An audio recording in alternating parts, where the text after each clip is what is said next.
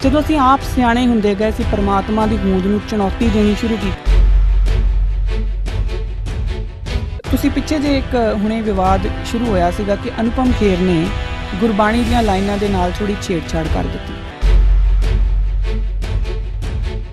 ਹੁਣ ਇੱਥੇ ਫਰਕ ਹੈ, ਉਹਨਾਂ ਦੀ ਵਿਚਾਰਧਾਰਾ ਦੇ ਵਿੱਚ ਬੇਸ਼ੱਕ ਉਹ ਆਰਤੀ ਸ਼ਿਵ ਵਾਸਤੇ ਹੁੰਦੀ ਹੈ, ਕ੍ਰਿਸ਼ਨ ਵਾਸਤੇ ਵੀ ਹੁੰਦੀ ਹੈ, ਨਾਰਾਇਣ ਦੀ ਆਰਤੀ ਹੁੰਦੀ ਹੈ, ਪਰ ਉਹ ਵਿੱਚੇ ਮੋਦੀ ਦੀ ਆਰਤੀ ਵੀ ਔਰ ਉਹ ਸਾਰੇ ਬਰਦਾਸ਼ਤ ਕਰ ਰਹੇ ਨੇ ਕਿਉਂਕਿ ਉਹਨਾਂ ਵਾਸਤੇ ਜਾਇਜ਼ ਆ।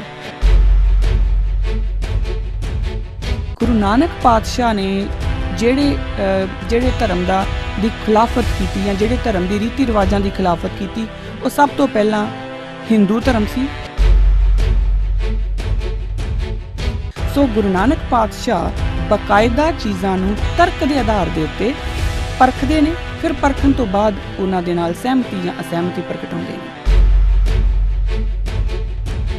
ਕਿ ਜੇ ਕੋਈ ਵੀ ਸੁਸਾਇਟੀ ਰਿਚੁਅਲਸ ਦੇ ਬਗੈਰ ਨਹੀਂ ਹੈ ਤੇ ਫਿਰ ਇੱਕ ਸੁਸਾਇਟੀ ਨੂੰ ਦੂਸਰੀ ਸੁਸਾਇਟੀ ਦੇ ਨਾਲ ਪ੍ਰੋਬਲਮ ਕੀ ਹੋ ਜਾਂਦੀ ਹੈ। ਬੇਸ਼ੱਕ ਤੁਸੀਂ ਲੱਖਾਂ ਕੋਟੀ ਕਰਮ ਕਮਾਉਂਦੇ ਰਹੋ ਪਰ ਤੁਸੀਂ ਹਰ ਦੇ ਨਾਮ ਤੱਕ ਨਹੀਂ ਪਹੁੰਚ ਸਕਦੇ। ਉਹ ਇਹ ਗੱਲ ਕਿਉਂ ਕਹਿੰਦੇ? ਹੁਣ ਹਿੰਦੂ ਸੁਸਾਇਟੀ ਨੂੰ ਅੱਜ ਦੇ ਨਜ਼ਰੀਏ ਨਾਲ ਦੇਖੋ, ਤੁਹਾਨੂੰ ਕਿਤੇ ਵੀ ਲੱਗਦਾ ਹੈ ਕਿ ਕੋਈ ਵੀ ਹਿੰਦੂ ਗਿਆਨ ਦੀ ਗੱਲ ਕਰ ਰਿਹਾ ਹੈ?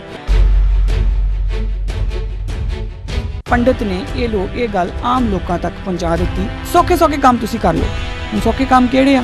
ਉੱਥੇ ਜਾ ਕੇ ਚੌਲ ਚੜਾਓ, ਤੁਹਾਡਾ ਇਹ ਕੰਮ ਹੋ ਜਾਊਗਾ। ਉੱਥੇ ਦਾਲ ਚੜਾ ਦਿਓ, ਉੱਥੇ ਝਾੜੂ ਚੜਾ ਦਿਓ। ਇਹ ਸਭ ਚੀਜ਼ਾਂ ਜਿਹੜੀਆਂ ਉਹਨਾਂ ਨੇ ਸੌਖੀਆਂ ਦੱਸਣੀਆਂ ਸ਼ੁਰੂ ਕਰ ਦਿੱਤੀਆਂ। ਅਸੀਂ ਵੀ ਬਿਲਕੁਲ ਹਿੰਦੂ ਸੁਸਾਇਟੀ ਵਾਂਗੂ ਸ਼ਾਰਟਕਟ ਮਾਰਦੇ ਹੋਏ ਬਾਹਰ ਚਲੇ ਗਏ। ਅਸੀਂ ਇਹ ਸੋਚਿਆ ਕਿ ਬਸ ਮੈਂ ਆਪਣੇ ਘਰ 'ਚ ਅਖੰਡ ਪਾਠ ਕਰਾ ਲਿਆ, ਮੈਨੂੰ ਇਹਦਾ ਫਲ ਮਿਲ ਜਾਣਾ। ਮੇਰੀ ਜ਼ਿੰਦਗੀ ਦੇ ਵਿੱਚ ਕੁਝ ਐਸੀਆਂ ਘਟਨਾਵਾਂ ਹੋਈਆਂ ਜਿਹਦੇ ਵਿੱਚ ਮੈਂ ਪਰਮਾਤਮਾ ਨੂੰ ਬਹੁਤ ਯਾਦ ਕੀਤਾ ਪਰ ਮੇਰਾ ਕੰਮ ਨਹੀਂ ਬਣਿਆ, ਤਾਂ ਮੇਰੇ ਦਿਲ 'ਚ ਗੱਲ ਬਣ ਗਈ ਕਿ ਪਰਮਾਤਮਾ ਸ਼ਾਇਦ ਹੈ ਹੀ ਨਹੀਂ। ਹੁਣ ਇੱਕ ਭਾਈ ਜੀ ਆਉਂਦੇ ਆ, ਉਹ ਕਹਿੰਦੇ ਪਰਮਾਤਮਾ ਕੁਛ ਨਹੀਂ ਹੈ, ਉਹ ਸਿਰਫ એનર્ਜੀ ਹੈ। ਵੈਦਿਕ ਲੋਕ ਵੇਦਾਂ ਦੇ ਵਿੱਚੋਂ ਗਿਆਨ ਕਾਂਡ ਨੂੰ ਵਿਸਾਰਦੇ ਗਏ। ਤਕਰੀਬਨ ਇਸੇ ਤਰੀਕੇ ਅਸੀਂ ਗੁਰਬਾਣੀ 'ਚੋਂ ਗਿਆਨ ਵਿਸਾਰਦੇ ਜਾ ਰਹੇ ਹਾਂ। ਅਕਾਲ ਚੈਨਲ ਨੂੰ ਸਬਸਕ੍ਰਾਈਬ ਕਰੋ। ਨਵੀਂ ਵੀਡੀਓਜ਼ ਦੀ ਨੋਟੀਫਿਕੇਸ਼ਨ ਦੇ ਲਈ ਬੈਲ ਆਈਕਨ ਨੂੰ ਕਲਿੱਕ ਕਰਨਾ ਨਾ ਭੁੱਲਣਾ। ਵਾਹਿਗੁਰੂ ਜੀ ਕਾ ਖਾਲਸਾ, ਵਾਹਿਗੁਰੂ ਜੀ ਕੀ ਫਤਿਹ। ਕਿਰਦਾਰੇ ਖਾਲਸਾ ਦੇ ਪਹਿਲੀ ਕਿਸ਼ਤ ਵਿੱਚ ਤੁਹਾਡਾ ਸਾਰਿਆਂ ਦਾ ਬਹੁਤ ਸਵਾਗਤ ਹੈ। ਅਸੀਂ ਇਹ ਪ੍ਰੋਗਰਾਮ ਇਸ ਕਰਕੇ ਸ਼ੁਰੂ ਕਰ ਰਹੇ ਹਾਂ ਕਿ ਸਾਡੇ ਜਿਹੜੀਆਂ ਪੰਥ ਦੇ ਵਿੱਚ ਦੁਵਿਧਾਵਾਂ ਨੇ ਉਹਨਾਂ ਨੂੰ ਗੁਰੂ ਮਹਾਰਾਜ ਦਾ ਓਟ ਆਸਰਾ ਲੈ ਕੇ ਕਿਸੇ ਤਰੀਕੇ ਨਾਲ ਸੋਲਵ ਕੀਤਾ ਜਾਏ। ਅਤੇ ਅਸੀਂ ਗੁਰੂ ਮਹਾਰਾਜ ਦੇ ਹੁਕਮ ਦੇ ਅਕੋਰਡਿੰਗ, ਜਿੱਦਾਂ ਉਹਨਾਂ ਨੇ ਕਿਹਾ ਹੈ, ਹੋ ਕੱਤਰ ਮਿਲ ਮੇਰੇ ਭਾਈ ਦੁਵਿਧਾ ਦੂਰ ਕਰੋ ਲਿਵਲਾਈ, ਉਸੇ ਲਾਈਨ ਦੇ ਉੱਤੇ ਚੱਲਦਿਆਂ ਅਸੀਂ ਇੱਕ ਦੂਸਰੇ ਦੇ ਨਾਲ ਵਿਚਾਰ ਵਟਾਂਦਰਾ ਕਰਕੇ ਜਿਹੜੀਆਂ ਦੁਵਿਧਾਵਾਂ ਹੈ ਉਹਨਾਂ ਨੂੰ ਖ਼ਤਮ ਕਰਨ ਦੀ ਕੋਸ਼ਿਸ਼ ਕਰੀਏ। ਮੈਨੂੰ ਜਿਹੜੀ ਅੱਜ ਮਿਲੀ ਹੈ ਉਹਦੇ ਉੱਤੇ ਤੇ ਅਸੀਂ ਗੱਲ ਕਰਾਂਗੇ, ਉਹ ਹੈ ਕਰਮਕਾਂਡ ਤੇ ਸਿੱਖੀ। ਪਰ ਉਸ ਤੋਂ ਪਹਿਲਾਂ ਮੈਂ ਇਹਦੇ ਇੱਕ ਫਾਰਮੈਟ ਇਸ ਪ੍ਰੋਗਰਾਮ ਦਾ ਤੁਹਾਨੂੰ ਦੱਸ ਦਿੰਦੀ ਹਾਂ ਕਿ 3 ਹਫ਼ਤੇ ਜਿਹੜੇ ਮੁੱਢਲੇ 3 ਹਫ਼ਤੇ ਉਹਨਾਂ ਵਿੱਚ ਮੈਂ ਆਪਣੇ ਵਿਚਾਰ ਵਟਾਂਦਰਾ ਤੁਹਾਡੇ ਨਾਲ ਕਰਿਆ ਕਰੂੰਗੀ, ਆਪਣੇ ਵਿਚਾਰ ਸਾਂਝੇ ਕਰਿਆ ਕਰੂੰਗੀ। ਅਤੇ ਚੌਥੇ ਹਫ਼ਤੇ ਵਿੱਚ ਤੁਹਾਡੇ ਜਿਹੜੇ ਵੀ ਸਵਾਲ, ਉਹ ਚਾਹੇ ਤੁਹਾਡੇ ਹੋਣ ਜਾਂ ਤੁਹਾਡੇ ਬੱਚਿਆਂ ਦੇ ਹੋਣ, ਜਾਂ ਇਨਫੈਕਟ ਜੇ ਯੂਥ ਆਪਣੇ ਆਪ ਕੋਈ ਸਵਾਲ ਪੁੱਛਣਾ ਚਾਹੁੰਦਾ, ਸਵਾਲ ਕਿਸੇ ਤਰ੍ਹਾਂ ਦਾ ਵੀ ਹੋ ਸਕਦਾ ਹੈ। ਬੇਸ਼ੱਕ ਤੁਸੀਂ ਇਹ ਪੁੱਛ ਸਕਦੇ ਹੋ ਕਿ ਰੱਬ ਕੀ ਹੈ, ਇੰਨਾ ਵਿਰਾਟ ਕੁਐਸਚਨ ਤੋਂ ਲੈ ਕੇ ਇੱਕ ਬਹੁਤ ਛੋਟਾ ਜਿਹਾ ਕਿ ਡਿਪਰੈਸ਼ਨ 'ਚੋਂ ਅਗਰ ਕਿਸੇ ਨੇ ਨਿਕਲਣਾ ਆ ਗੁਰਬਾਣੀ ਦਾ ਓਟ ਆਸਰਾ ਲੈ ਕੇ, ਤਾਂ ਉਹ ਕਿੱਦਾਂ, ਗੁਰਬਾਣੀ ਉਹਦੇ ਬਾਰੇ ਕੀ ਬੋਲਦੀ ਹੈ। ਸੋ ਇਹੋ ਜਿਹੇ ਜਿਹੜੇ ਸਵਾਲ ਹੈ, ਚਾਹੇ ਉਹ ਬਹੁਤ ਵੱਡਾ ਸਵਾਲ, ਚਾਹੇ ਉਹ ਛੋਟਾ ਸਵਾਲ, ਚਾਹੇ ਤੁਹਾਡਾ ਪਰਸਨਲ ਸਵਾਲ, ਤੁਸੀਂ ਅਗਰ ਚਾਹੋਗੇ ਤਾਂ ਸਾਨੂੰ ਤੁਸੀਂ ਲਿਖ ਕੇ ਭੇਜ ਸਕਦੇ ਹੋ ਔਰ ਅਸੀਂ ਉਹਨਾਂ ਦੇ ਜਵਾਬ ਦੇਣ ਦੀ ਕੋਸ਼ਿਸ਼ ਕਰਾਂਗੇ। ਪਹਿਲਾਂ ਤਾਂ ਮੈਂ ਕੋਸ਼ਿਸ਼ ਇਹ ਕਰੂੰਗੀ ਕਿ ਉਹਨਾਂ ਸਵਾਲਾਂ ਦੇ ਜਵਾਬ ਮੈਂ ਆਪਣੇ ਬੇਸ ਦੇ ਉੱਤੇ, ਆਪਣੇ ਲੈਵਲ ਦੇ ਉੱਤੇ ਆਪ ਦੇਵਾਂ। ਜੇ ਮੈਨੂੰ ਲੱਗਾ ਕਿ ਉਹ ਸਵਾਲ ਮੇਰੀ ਪਹੁੰਚ ਤੋਂ ਬਾਹਰ ਦੀ ਗੱਲ ਹੈ, ਤਾਂ ਫਿਰ ਮੈਂ ਸਾਡੇ ਕੋਲ ਬਹੁਤ ਸਾਰੇ ਇੰਟਲੈਕਚੁਅਲਸ ਨੇ, ਬਹੁਤ ਸਕਾਲਰਸ ਨੇ, ਬੁੱਧੀਜੀਵ ਨੇ, ਜਿਨ੍ਹਾਂ ਨੂੰ ਆਪਾਂ ਪ੍ਰੋਗਰਾਮ ਦੇ ਵਿੱਚ ਬੁਲਾ ਕੇ ਜਾਂ ਜਿਸ ਤਰ੍ਹਾਂ ਵੀ ਉਹਨਾਂ ਦਾ ਜਵਾਬ ਲੈ ਕੇ ਤੁਹਾਡੇ ਤੱਕ ਪਹੁੰਚਾਉਣ ਦੀ ਕੋਸ਼ਿਸ਼ ਕਰਾਂਗੇ। ਅਗਰ ਮੰਨ ਲਓ ਕਿ ਨਾ ਮੇਰੇ ਕੋਲ ਉਹਨਾਂ ਦਾ ਜਵਾਬ ਹੈ, ਨਾ ਸਾਡੇ ਕਿਸੇ ਸਕਾਲਰ ਕੋਲ ਜਵਾਬ ਹੈ, ਤਾਂ ਫਿਰ ਸੰਗਤ ਗੁਰੂ ਮਹਾਰਾਜ ਦੀ ਜਿਹੜੀ ਹੈਗੀ ਆ, ਉਹ ਸੰਗਤ ਗੁਰੂ ਦਾ ਰੂਪ ਹੁੰਦੀ ਆ। ਫਿਰ ਉਹ ਸਵਾਲ ਸੰਗਤ ਦੇ ਅੱਗੇ ਰੱਖੇ ਜਾਣਗੇ ਔਰ ਸਰਬੱਤ ਖਾਲਸਾ ਦੇ ਵਾਂਗੂ ਫਿਰ ਉਹਨਾਂ ਕੋਲੋਂ ਜਵਾਬ ਮੰਗਿਆ ਜਾਊਗਾ। ਔਰ ਮੈਨੂੰ ਯਕੀਨ ਆ ਕਿ ਸਾਡੇ ਸਾਰਿਆਂ ਦੇ ਜਿਹੜੇ ਸਵਾਲ ਹੈ ਉਹਨਾਂ ਦਾ ਜਵਾਬ ਸਾਨੂੰ ਮਿਲੂਗਾ। ਇਸ ਪ੍ਰੋਗਰਾਮ ਦਾ ਮੇਨ ਮੁੱਦਾ ਇਹੀ ਹੈ ਕਿ ਜੋ ਸਾਡੀਆਂ ਦੁਵਿਧਾਵਾਂ ਹੈ ਉਹਨਾਂ ਨੂੰ ਕਿਸ ਤਰੀਕੇ ਨਾਲ ਦੂਰ ਕੀਤਾ ਜਾਣਾ। ਜਾ ਸਕਦਾ ਜਾਂ ਉਹਨਾਂ ਦੇ ਸਵਾਲਾਂ ਦੇ ਉਹਨਾਂ ਜਵਾਬ ਸਾਨੂੰ ਇੱਕ ਜਗ੍ਹਾ 'ਤੇ ਇੱਕ ਪਲੇਟਫਾਰਮ 'ਤੇ ਲਿਆ ਕੇ ਕਿੱਦਾਂ ਖੜਾ ਕਰ ਸਕਦੇ ਨੇ। ਮੈਂ ਜਿਵੇਂ ਤੁਹਾਨੂੰ ਦੱਸਿਆ ਕਿ ਮੇਰਾ ਜਿਹੜਾ ਟੌਪਿਕ ਜੋ ਮੈਨੂੰ ਅੱਜ ਪਹਿਲੀ ਕਿਸ਼ਤ ਦੇ ਵਿੱਚ ਜੋ ਅਸੀਂ ਬੋਲਣਾ ਆ ਉਹ ਹੈ ਸਿੱਖੀ ਅਤੇ ਕਰਮਕਾਂਡ। ਹੁਣ ਜਦੋਂ ਮੈਂ ਕਰਮਕਾਂਡਾਂ ਦੀ ਗੱਲ ਕਰੂੰਗੀ ਤਾਂ ਉਸ ਤੋਂ ਬਾਅਦ ਸਭ ਤੋਂ ਪਹਿਲਾਂ ਸਾਨੂੰ ਇਹ ਸਮਝਣਾ ਪਊਗਾ ਕਿ ਕਰਮਕਾਂਡ ਅਸਲ ਵਿੱਚ ਹੈ ਕੀ, ਕਰਮਕਾਂਡ ਸ਼ੁਰੂ ਕਿੱਥੋਂ ਹੁੰਦੇ ਆ, ਕਰਮਕਾਂਡ ਹੈ ਕੀ, ਉਹ ਗੁਰੂ ਮਹਾਰਾਜ ਨੇ ਕਿਉਂ ਉਹਨਾਂ ਦੇ ਬਾਰੇ ਮਨ੍ਹਾ ਕੀਤਾ ਜਾਂ ਕਿਉਂ ਉਹਨਾਂ ਦੇ ਅਗੇਂਸਟ ਉਹਨਾਂ ਨੇ ਆਪਣਾ ਪ੍ਰਚਾਰ ਕੀਤਾ। ਇਹ ਸਮਝਣ ਵਾਸਤੇ ਕਰਮਕਾਂਡਾਂ ਦੀ ਹੋਂਦ ਸਮਝਣੀ ਬਹੁਤ ਜ਼ਰੂਰੀ ਆ। ਇਸ ਤੋਂ ਪਹਿਲਾਂ ਕਿ ਮੈਂ ਕਰਮਕਾਂਡਾਂ ਦੀ ਹੋਂਦ ਵੱਲ ਜਾਵਾਂ, ਆਪਾਂ ਸਭ ਤੋਂ ਪਹਿਲਾਂ ਇਹ ਦੇਖੀਏ, ਥੋੜ੍ਹਾ ਜਿਹਾ ਇੱਕ ਬੈਕਡ੍ਰੌਪ ਲੈ ਲਈਏ। ਤਾਂ ਜਿਹੜੀ ਪਹਿਲੀ ਗੱਲ ਮੈਂ ਤੁਹਾਡੇ ਸਾਰਿਆਂ ਨਾਲ ਕਰੂੰਗੀ ਉਹ ਇਹ ਹੈ ਕਿ ਜਦੋਂ ਵੀ ਮੈਂ ਕਦੀ ਇਹ ਦੇਖਦੀ ਹਾਂ ਕਿ ਜਿਹੜਾ ਪਹਿਲਾ ਇਨਸਾਨ ਦੁਨੀਆ ਦੇ ਉੱਤੇ ਹੋਏਗਾ ਉਹ ਕਿਹੋ ਜਿਹਾ ਹੋਊਗਾ, ਉਹ ਕਿਵੇਂ ਦਾ ਦਿਖਦਾ ਹੋਊਗਾ, ਤਾਂ ਮੈਨੂੰ ਇੱਕੋ ਗੱਲ ਸਮਝ ਆਉਂਦੀ ਆ ਕਿ ਗੁਰੂ ਗੋਬਿੰਦ ਸਿੰਘ ਮਹਾਰਾਜ ਨੇ ਜੋ ਖਾਲਸਾ ਸਾਜਿਆ, ਜਿਹੜਾ ਦੁਨੀਆ ਦਾ ਪਹਿਲਾ ਇਨਸਾਨ ਹੋਊਗਾ ਉਹਦੀ ਦਿੱਖ ਤਕਰੀਬਨ ਜਾਂ ਕਹਿ ਲਓ ਕਿ ਪੱਕੀ ਹੀ ਉਹ ਖਾਲਸੇ ਵਰਗੀ ਹੋਊਗੀ। ਹੁਣ ਉਹ ਦਿੱਖ ਤੋਂ 100% ਉਹੀ ਹੋਊਗਾ। ਔਰ ਜਿਹੜਾ ਮੈਂ ਜਿਹੜੇ ਪਹਿਲੇ ਇਨਸਾਨ ਦੀ ਗੱਲ ਮੈਂ ਕਰ ਰਹੀ ਹਾਂ ਉਹ ਮੈਂ ਏਸ਼ੀਅੰਟ ਟਾਈਮਸ ਤੋਂ ਗੱਲ ਕਰ ਰਹੀ ਹਾਂ, ਆਇਰਨ ਏਜ ਤੋਂ ਪਹਿਲਾਂ ਦੀ ਗੱਲ ਕਰ ਰਹੀ ਹਾਂ, ਜਦੋਂ ਇਨਸਾਨ ਇਹ ਸਮਝਦਾ ਸੀ ਕਿ ਜੋ ਪਰਮਾਤਮਾ ਨੇ ਮੈਨੂੰ ਬਣਾ ਕੇ ਭੇਜਿਆ ਉਹ ਪਰਫੈਕਟ ਬਣਾ ਕੇ ਭੇਜਿਆ। ਉਸ ਤੋਂ ਬਾਅਦ ਅਸੀਂ ਆਪ ਸਿਆਣੇ ਹੁੰਦੇ ਗਏ, ਸਾਨੂੰ ਲੱਗਣਾ ਸ਼ੁਰੂ ਹੋਇਆ ਕਿ ਨਹੀਂ ਪਰਮਾਤਮਾ ਦੇ ਕੋਲੇ ਗਲਤੀ ਹੋ ਗਈ, ਮੇਰਾ ਨੱਕ ਵਿੰਗਾ ਆ, ਜਾਂ ਕਿਸੇ ਨੂੰ ਲੱਗਾ ਕਿ ਨਹੀਂ ਮੇਰੇ ਵਾਲ ਬਹੁਤੇ ਲੰਬੇ ਆ, ਕਿਸੇ ਨੂੰ ਲੱਗਾ ਮੇਰੇ ਵਾਲ ਬਹੁਤੇ ਛੋਟੇ ਆ, ਕਿਸੇ ਨੂੰ ਕੁਛ। ਜਦੋਂ ਅਸੀਂ ਆਪ ਸਿਆਣੇ ਹੁੰਦੇ ਗਏ, ਅਸੀਂ ਪਰਮਾਤਮਾ ਦੀ ਹੋਂਦ ਨੂੰ ਚੁਣੌਤੀ ਦੇਣੀ ਸ਼ੁਰੂ ਕੀਤੀ ਔਰ ਆਪਣਾ ਰੂਪ ਆਪ ਨਿਖਾਰਨਾ ਸ਼ੁਰੂ ਕੀਤਾ, ਆਪ ਸੋਚਿਆ ਕਿ ਇੱਥੋਂ ਬਦਲ ਦਈਏ, ਉਦੋਂ ਫਿਰ ਜਿਹੜੇ ਬਾਕੀ ਧਰਮ ਜਿਹੜੇ ਆ ਉਹ ਹੋਂਦ ਵਿੱਚ ਆਉਂਦੇ ਨੇ। ਸੋ ਪਹਿਲਾ ਇਨਸਾਨ ਬੇਸ਼ੱਕ ਦਿਖਦਾ ਖਾਲਸੇ ਵਰਗਾ ਹੀ ਹੋਊਗਾ, ਇਹ ਗੱਲ ਆਪਾਂ ਤੈਅ ਕਰ ਲਈਏ। ਉਸ ਤੋਂ ਅਗਲਾ ਜਿਹੜਾ ਗੱਲ ਹੈ ਉਹ ਇਹ ਹੈ ਕਿ ਦਿਖਦਾ ਬੇਸ਼ੱਕ ਉਹ ਖਾਲਸੇ ਵਰਗਾ ਹੋਊਗਾ ਪਰ ਉਹ ਖਾਲਸਾ ਨਹੀਂ ਹੋਊਗਾ। ਕਿਉਂਕਿ ਖਾਲਸਾ ਹੋਣਾ ਸਿਰਫ ਦਿੱਖ ਦੇ ਉੱਤੇ ਮੈਟਰ ਨਹੀਂ ਕਰਦਾ। ਬੇਸ਼ੱਕ ਦਿੱਖ ਬਹੁਤ ਜ਼ਰੂਰੀ ਆ, ਬੇਸ਼ੱਕ ਤੁਹਾਡਾ ਜਦੋਂ ਤੁਸੀਂ ਕਹਿੰਦੇ ਹੋ ਕਿ ਅਸੀਂ ਹੁਕਮ ਦੇ ਵਿੱਚ ਰਹਿੰਦੇ ਹਾਂ ਅਤੇ ਸਭ ਤੋਂ ਪਹਿਲੀ ਹੁਕਮ ਦੀ ਗੱਲ ਜਿਹੜੀ ਆਉਂਦੀ ਆ ਉਹ ਤੁਹਾਡੇ ਕਿਰਦਾਰ ਦੇ ਉੱਤੇ ਆਉਂਦੀ ਆ ਕਿ ਤੁਸੀਂ ਅਗਰ ਤੁਸੀਂ ਇੰਨੀ ਬੇਸਿਕ ਚੀਜ਼ ਨਹੀਂ ਪਰਮਾਤਮਾ ਦੀ ਮੰਨ ਸਕਦੇ ਕਿ ਜੋ ਪਰਮਾਤਮਾ ਨੇ ਮੈਨੂੰ ਜਿਸ ਤਰ੍ਹਾਂ ਦਾ ਬਣਾ ਕੇ ਭੇਜਿਆ ਉਹ ਬਿਲਕੁਲ ਸਹੀ ਹੈ, ਤਾਂ ਫਿਰ ਆਪਾਂ ਹੋਰ ਕੋਈ ਹੁਕਮ ਨਹੀਂ ਮੰਨ ਸਕਦੇ।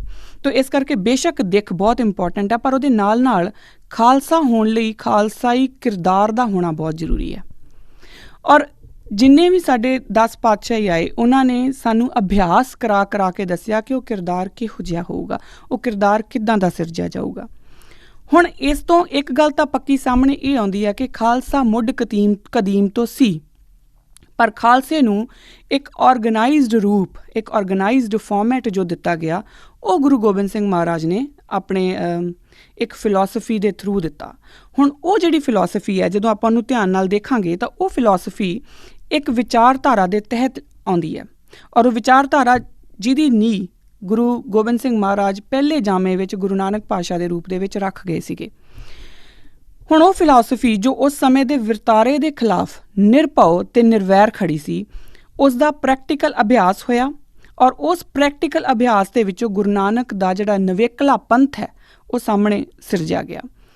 ਹੁਣ ਇਸ ਫਿਲਾਸਫੀ ਦੇ ਮੁੱਢ ਦੇ ਵਿੱਚ ਜਿਹੜੀ ਚੀਜ਼ ਬੈਠੀ ਹੈ ਨਾ ਉਹ ਇਹ ਹੈ, ਜਿੱਥੋਂ ਸ਼ੁਰੂ ਹੁੰਦਾ ਉਹ ਇਹ ਹੈ ਕਿ ਗੁਰੂ ਨਾਨਕ ਪਾਤਸ਼ਾਹ ਸਮੇਂ ਦੇ ਧਾਰਮਿਕ, ਰਾਜਸੀ ਅਤੇ ਰਾਜਨੀਤਿਕ ਵਰਤਾਰੇ ਦੇ ਨਾਲ ਸਹਿਮਤ ਨਹੀਂ ਸੀ।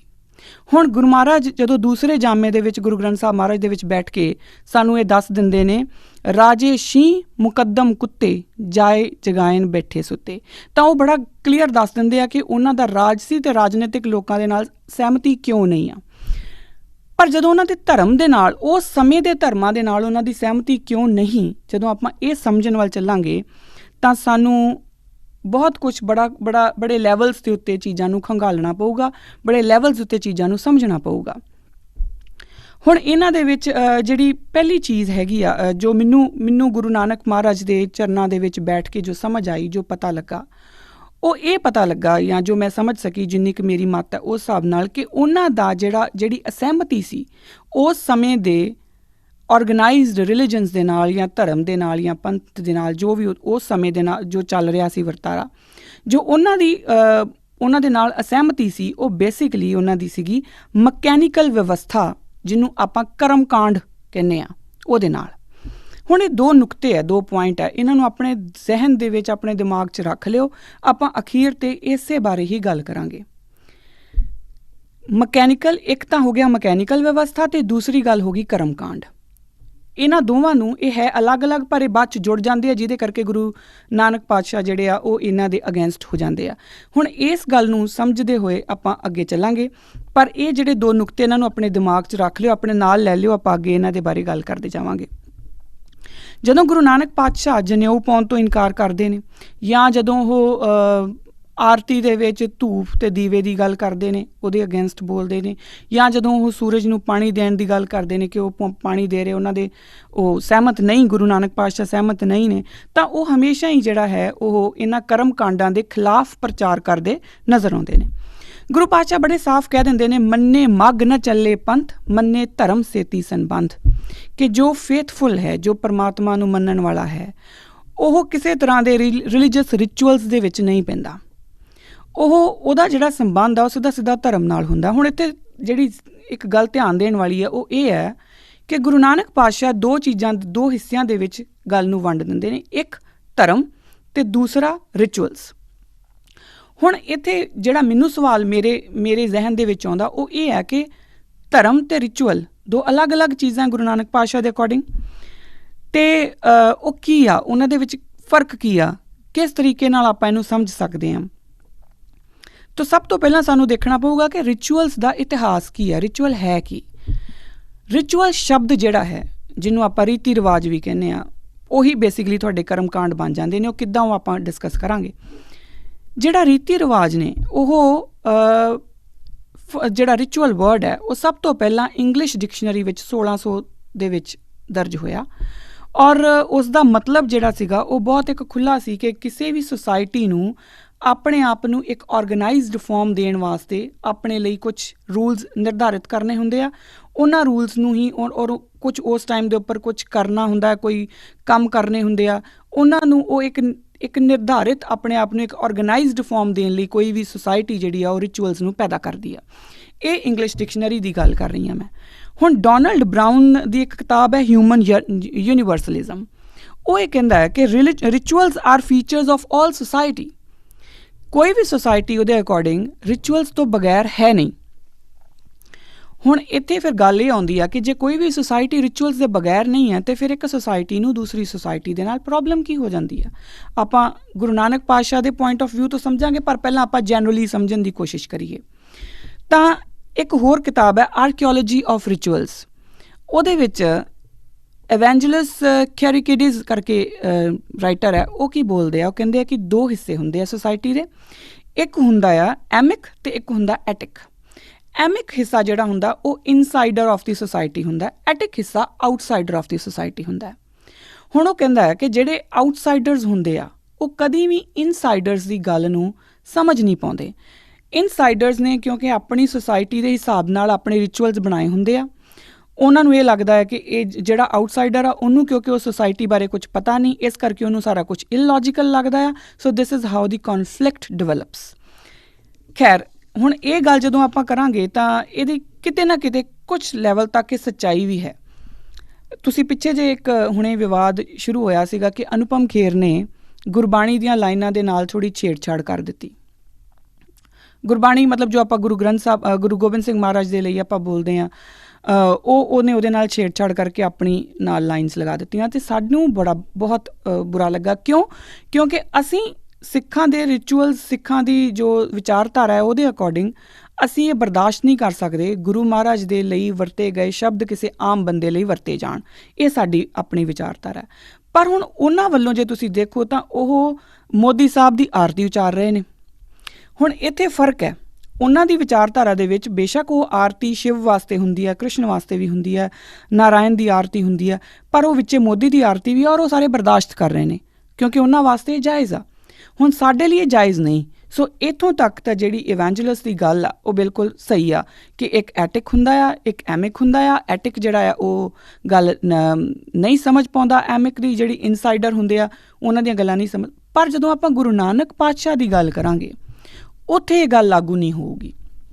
ਕਿਉਂਕਿ ਗੁਰੂ ਨਾਨਕ ਪਾਤਸ਼ਾਹ ਨੇ ਸਿਰਫ ਇਸ ਕਰਕੇ ਜਨੇਊ ਪਾਉਣ ਤੋਂ ਮਨਾ ਨਹੀਂ ਕੀਤਾ ਕਿ ਮੈਂ ਆਊਟਸਾਈਡਰ ਹਾਂ, ਨਹੀਂ। ਉਹਨਾਂ ਨੇ ਪਹਿਲਾਂ ਉਸ ਗੱਲ ਨੂੰ ਸਮਝਿਆ, ਉਹਨਾਂ ਨੇ ਬਕਾਇਦਾ ਪੰਡਿਤ ਨੂੰ ਪੁੱਛਿਆ ਕਿ ਤੂੰ ਇਹ ਜਨੇਊ ਮੈਨੂੰ ਕਿਉਂ ਪਵਾ ਰਿਹਾ। ਜਨੇਊ ਕਹਿੰਦਾ ਪੰਡਿਤ ਕਹਿੰਦਾ ਕਿ ਤੁਸੀਂ ਸਾਡੇ ਧਰਮ ਵਿੱਚ ਆ ਜਾਓਗੇ। ਉਹ ਕਹਿੰਦੇ ਕਿ ਠੀਕ ਆ, ਫਿਰ ਮੇਰੀ ਭੈਣ ਨੂੰ ਵੀ ਪਾਓ। ਅਤੇ ਉਹ ਕਹਿੰਦਾ ਕਿ ਨਹੀਂ, ਇਹਨੂੰ ਨਹੀਂ ਪਾਇਆ ਜਾ ਸਕਦਾ ਕਿਉਂਕਿ ਉਹ ਔਰਤ ਹੈ। ਹੁਣ ਗੁਰੂ ਨਾਨਕ ਪਾਤਸ਼ਾਹ ਦੀ ਜਿਹੜੀ ਹੈ ਨਾ, ਉਹ ਉਹਨਾਂ ਨਾਲੋਂ ਵਿਚਾਰਧਾਰਾ ਦੀ ਜਿਹੜੀ ਇੱਥੋਂ ਉਹਨਾਂ ਦੀ ਅਲੱਗ ਹੋ ਜਾਂਦੀ ਹੈ, ਕਿਉਂਕਿ ਉਹ ਕਹਿੰਦੇ ਆ ਕਿ ਜੇ ਉਹਨੂੰ ਨਹੀਂ ਪਾਇਆ ਜਾ ਸਕਦਾ ਤਾਂ ਮੈਨੂੰ ਵੀ ਇਹੋ ਜਿਹੇ ਧਰਮ ਦੀ ਕੋਈ ਲੋੜ ਨਹੀਂ। ਜੇ ਤੇ ਮੇਰੀ ਭੈਣ ਨਹੀਂ ਐਂਟਰ ਕਰ ਸਕਦੀ, ਮੈਂ ਕੀ ਐਂਟਰ ਕਰਕੇ ਲੈਣਾ ਆ। ਹੁਣ ਇਹ ਗੁਰੂ ਨਾਨਕ ਪਾਤਸ਼ਾਹ, ਸੋ ਆਪਾਂ ਇਹ ਨਹੀਂ ਕਹਿ ਸਕਦੇ ਕਿ ਉਹ ਆਊਟਸਾਈਡਰ ਸੀ ਅਤੇ ਉਹ ਸਮਝੇ ਨਹੀਂ। ਉਹਨਾਂ ਨੇ ਬਕਾਇਦਾ ਸਮਝਣ ਦੀ ਕੋਸ਼ਿਸ਼ ਕੀਤੀ। ਉਹਨੂੰ ਕਿਹਾ ਕਿ ਤੂੰ ਮੈਨੂੰ ਸਮਝਾ, ਜੋ ਤੇਰੇ ਪੱਲੇ ਹੈ ਤੂੰ ਮੈਨੂੰ ਦੱਸ। ਜੋ ਉਹਦੇ ਪੱਲੇ ਸੀ ਉਹਨੇ ਦੱਸਿਆ, ਉਹਨੇ ਸਮਝਾਇਆ, ਅਤੇ ਉਹ ਗੱਲ ਗੁਰੂ ਨਾਨਕ ਪਾਤਸ਼ਾਹ ਨਾਲ ਨੂੰ ਗਵਾਰਾ ਨਹੀਂ ਗੁਜ਼ਰੀ ਔਰ ਇਸ ਕਰਕੇ ਉਹ ਉਹਨਾਂ ਨਾਲ ਅਸਹਿਮਤ ਹੋ ਗਏ। ਹੁਣ ਇਹ ਤਾਂ ਗੱਲ ਆ ਗਈ ਕਿ ਇੱਥੋਂ ਤੱਕ ਕਿ ਗੁਰੂ ਪਾਤਸ਼ਾਹ ਉਹਨਾਂ ਨਾਲ ਅਸਹਿਮਤ ਕਿਉਂ ਹੁੰਦੇ ਨੇ। ਹੁਣ ਪ੍ਰੋਬਲਮ ਕੀ ਆ ਕਿ ਜਿਹੜਾ ਪੰਡਿਤ ਹੈ ਉਹ ਆਪਣੀ ਗੱਲ ਸਹੀ ਤਰ੍ਹਾਂ ਰੱਖ ਸਕਿਆ? ਕਿਆ ਉਹ ਦੱਸ ਸਕਿਆ ਕਿ ਜਨੇਊ, ਕਿਉਂਕਿ ਉਹਨੂੰ ਤਾਂ ਪਤਾ ਹੀ ਨਹੀਂ, ਉਹ ਆਪ ਕਹਿੰਦਾ ਕਿ ਉਹ ਔਰਤ ਹੈ, ਉਹਨੂੰ ਜਨੇਊ ਪਾਉਣ ਦਾ ਹੱਕ ਨਹੀਂ, ਜਦ ਕਿ ਵੇਦਾਂ ਦੇ ਵਿੱਚ ਔਰਤ ਨੂੰ ਜਨੇਊ ਪਾਉਣ ਦਾ ਹੱਕ ਸੀ। ਇਹ ਹਮੇਸ਼ਾ ਤੋਂ ਹੀ ਸੀ, ਪਰ ਇਹ ਕਿਉਂ ਨਹੀਂ ਉਸ ਤੋਂ ਬਾਅਦ ਇਹਨਾਂ ਨੇ ਆਪਣੇ ਆਪ ਘੜ ਲਈਆਂ, ਉਹ ਕਿੱਦਾਂ, ਉਹ ਆਪਾਂ ਹੁਣੇ ਅੱਗੇ ਡਿਸਕਸ ਕਰਾਂਗੇ। ਇੱਥੋਂ ਸਾਡੀ ਗੱਲ ਸ਼ੁਰੂ ਹੁੰਦੀ ਆ ਕਿ ਗੁਰੂ ਨਾਨਕ ਪਾਤਸ਼ਾਹ ਜਿਹੜੇ ਹੈ ਉਹ ਇੱਕ ਆਊਟਸਾਈਡਰ ਦੀ ਤਰ੍ਹਾਂ ਬਿਲਕੁਲ ਨਹੀਂ ਦੇਖਦੇ। ਉਹ ਬਕਾਇਦਾ ਚੀਜ਼ਾਂ ਨੂੰ ਸਮਝਣ ਦੀ ਕੋਸ਼ਿਸ਼ ਕਰਦੇ ਆ, ਅਗਲੇ ਬੰਦੇ ਨੂੰ ਮੌਕਾ ਦਿੰਦੇ ਆ ਕਿ ਤੂੰ ਮੈਨੂੰ ਸਮਝਾ। ਇੱਥੋਂ ਤੱਕ ਕਿ ਜਦੋਂ ਉਹ ਪੰਡਿਤਾਂ ਨੂੰ ਵੀ ਕਹਿੰਦੇ ਆ ਕਿ ਤੁਸੀਂ ਉੱਧਰ ਪਾਣੀ ਕਿਉਂ ਪਾ ਰਹੇ ਹੋ, ਅਤੇ ਉਹ ਪੁੱਛਦੇ ਆ, ਉਹਨਾਂ ਕੋਲੋਂ ਸਵਾਲ ਕਰਦੇ ਆ, ਫਿਰ ਉਹ ਜਵਾਬ ਦਿੰਦੇ ਆ ਕਿ ਸਾਡੇ ਪਿੱਤਰਾਂ ਨੂੰ ਪਾਣੀ ਜਾਊਗਾ। ਫਿਰ ਗੁਰੂ ਨਾਨਕ ਪਾਤਸ਼ਾਹ ਆਪਣਾ ਲੌਜਿਕ ਦਿੰਦੇ ਆ ਅਤੇ ਉਹਨਾਂ ਕੋਲ ਉਸ ਲੌਜਿਕ ਦਾ ਕੋਈ ਜਵਾਬ ਨਹੀਂ ਹੁੰਦਾ। ਸੋ ਗੁਰੂ ਨਾਨਕ ਪਾਤਸ਼ਾਹ ਬਕਾਇਦਾ ਚੀਜ਼ਾਂ ਨੂੰ ਤਰਕ ਦੇ ਆਧਾਰ ਦੇ ਉੱਤੇ ਪਰਖਦੇ ਨੇ, ਫਿਰ ਪਰਖਣ ਤੋਂ ਬਾਅਦ ਉਹਨਾਂ ਦੇ ਨਾਲ ਸਹਿਮਤੀ ਜਾਂ ਅਸਹਿਮਤੀ ਪ੍ਰਗਟਾਉਂਦੇ ਨੇ।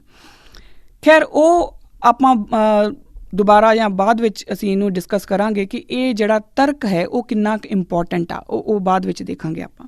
ਪਰ ਜਿਹੜੀ ਇੱਥੋਂ ਤੱਕ ਆ, ਹੁਣ ਇਹਦੇ ਵਿੱਚ ਮੈਂ ਕਿਉਂ ਵੈਦਿਕ ਨੌਲੇਜ ਦੀ ਗੱਲ ਕਰ ਰਹੀ ਹਾਂ, ਕਿਉਂਕਿ ਗੁਰੂ ਨਾਨਕ ਪਾਤਸ਼ਾਹ ਨੇ ਜਿਹੜੇ ਧਰਮ ਦੀ ਖਿਲਾਫਤ ਕੀਤੀ ਜਾਂ ਜਿਹੜੇ ਧਰਮ ਦੀ ਰੀਤੀ ਰਿਵਾਜਾਂ ਦੀ ਖਿਲਾਫਤ ਕੀਤੀ, ਉਹ ਸਭ ਤੋਂ ਪਹਿਲਾਂ ਹਿੰਦੂ ਧਰਮ ਸੀ। ਇਸ ਕਰਕੇ ਸਾਨੂੰ ਉਹਨਾਂ ਦੇ ਪਰਸਪੈਕਟਿਵ ਨੂੰ ਜਾਣਨਾ ਬਹੁਤ ਜ਼ਰੂਰੀ ਹੈ। ਬਹੁਤੀ ਜਗ੍ਹਾ ਦੇ ਉੱਤੇ ਇੱਕ ਕਿਤਾਬ, ਇੱਕ ਰਸਾਲਾ ਛਪਦਾ ਵਾਇਲਟ ਗ੍ਰੇ ਕਰਕੇ, ਅਤੇ ਉਹਦੇ ਵਿੱਚ ਜਦੋਂ ਹਿਸਟਰੀ ਆਫ ਰਿਚੁਅਲਸ ਲਿਖੀ ਜਾਂਦੀ ਆ ਤਾਂ ਉਹ ਇਹ ਲਿਖਦੇ ਨੇ ਕਿ ਜਿਹੜੇ ਰਿਚੁਅਲਸ ਨੇ ਉਹ ਸੰਸਕ੍ਰਿਤ ਦੇ ਵਰਡ ਦੇ ਵਿੱਚੋਂ ਨਿਕਲੇ ਆ, ਔਰ ਉਹ ਇਹ ਵੀ ਲਿਖਦੇ ਨੇ ਕਿ ਇਹ ਰਿਚੁਅਲਸ ਇਸ ਕਰਕੇ ਜ਼ਰੂਰੀ ਹੈ ਤਾਂ ਕਿ ਕਿਸੇ ਵੀ ਸੁਸਾਇਟੀ ਨੂੰ ਇੱਕ ਪ੍ਰੋਪਰ ਸ਼ੇਪ ਦਿੱਤੀ ਜਾ ਸਕੇ। ਹੁਣ ਇਸੇ ਤਰਜ਼ ਦੇ ਉੱਤੇ ਉਹ ਇੱਕ ਸ਼ੇਪ ਦੇਣ ਲਈ ਜਿਹੜੇ ਹੈ ਉਹ ਕਰਮ ਕਾਂਡ ਵੇਦਾਂ ਦੇ ਵਿੱਚ ਬਕਾਇਦਾ ਨਿਰਧਾਰਿਤ ਕੀਤੇ ਗਏ। ਹੁਣ ਜਿਹੜੇ ਮੈਂ ਵੇਦਾਂ ਦੀ ਗੱਲ ਕਰ ਰਹੀ ਹਾਂ, ਉਹ ਮੈਂ ਉਸ ਟਾਈਮ ਦੀ ਗੱਲ ਕਰ ਰਹੀ ਹਾਂ ਜਦੋਂ ਇੱਕ ਓਰਲ ਲੈਂਗੁਏਜ ਦੇ ਵਿੱਚ ਓਰਲ ਹਿਸਟਰੀ ਸੀਗੀ, ਉਸ ਟਾਈਮ ਤੱਕ ਦੀ ਗੱਲ ਕਰ ਰਹੀ ਹਾਂ। ਬਕਾਇਦਾ ਉਸ ਤਰਜ਼ ਦੇ ਉੱਤੇ ਜਿਹੜੇ ਵੇਦ ਹੈ ਉਹਨਾਂ ਦੇ ਵਿੱਚ ਕਰਮਕਾਂਡ ਨਿਰਧਾਰਿਤ ਕੀਤੇ ਜਾਂਦੇ ਆ। ਕਿਵੇਂ ਕਿ ਅਗਰ ਕੋਈ ਮਰ ਗਿਆ ਤਾਂ ਉਹਦਾ ਕੀ ਹੋਊਗਾ, ਉਹਦੀ ਵਾਈਫ ਕੀ ਕਰੂਗੀ, ਉਹਦਾ ਬੇਟਾ ਕੀ ਕਰੂਗਾ, ਉਹਦਾ ਬੇਟੇ ਦਾ ਮੁੰਡਨ ਹੋਊਗਾ। ਅਗਰ ਕੋਈ ਪੈਦਾ ਹੋ ਗਿਆ ਤਾਂ ਉਦੋਂ ਉਹਦੀ ਮਾਂ ਕੀ ਕਰੂਗੀ, ਜੋ ਬੱਚਾ ਪੈਦਾ ਹੋਇਆ ਹੈ ਉਹਦੇ ਹੱਥ ਦੇ ਨਾਲ ਕੀ ਬੰਨਿਆ ਜਾਊਗਾ। ਸਾਰੇ ਨਿਰਧਾਰਿਤ ਕਰਮਕਾਂਡ ਸੀ, ਔਰ ਇਹ ਬਕਾਇਦਾ ਵੇਦਾਂ ਦੇ ਵਿੱਚ ਕਰਮਕਾਂਡ ਦੱਸੇ ਗਏ, ਨਿਰਧਾਰਿਤ ਕੀਤੇ ਗਏ।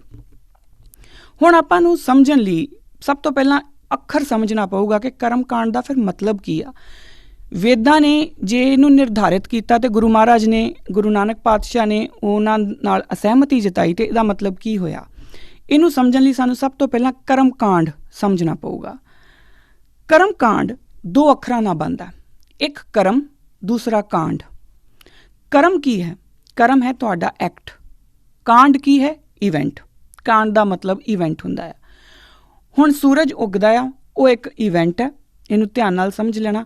ਸੂਰਜ ਉੱਗਦਾ ਹੈ ਤਾਂ ਉਹ ਇੱਕ ਇਵੈਂਟ ਹੈ, ਔਰ ਸੂਰਜ ਉੱਗਣ ਦੇ ਬਾਅਦ ਜੋ ਵੇਦਾਂ ਦੇ ਅਕੋਰਡਿੰਗ, ਜੋ ਵੇਦਾਂ ਨੂੰ ਮੰਨਦੇ ਨੇ, ਉਹਨਾਂ ਦੇ ਲਈ ਇੱਕ ਕਰਮ ਨਿਰਧਾਰਿਤ ਹੈ ਕਿ ਤੁਸੀਂ ਉਹਨੂੰ ਪਾਣੀ ਦੇਣਾ। ਸੋ ਉਹ ਹੋ ਗਿਆ ਕਰਮਕਾਂਡ।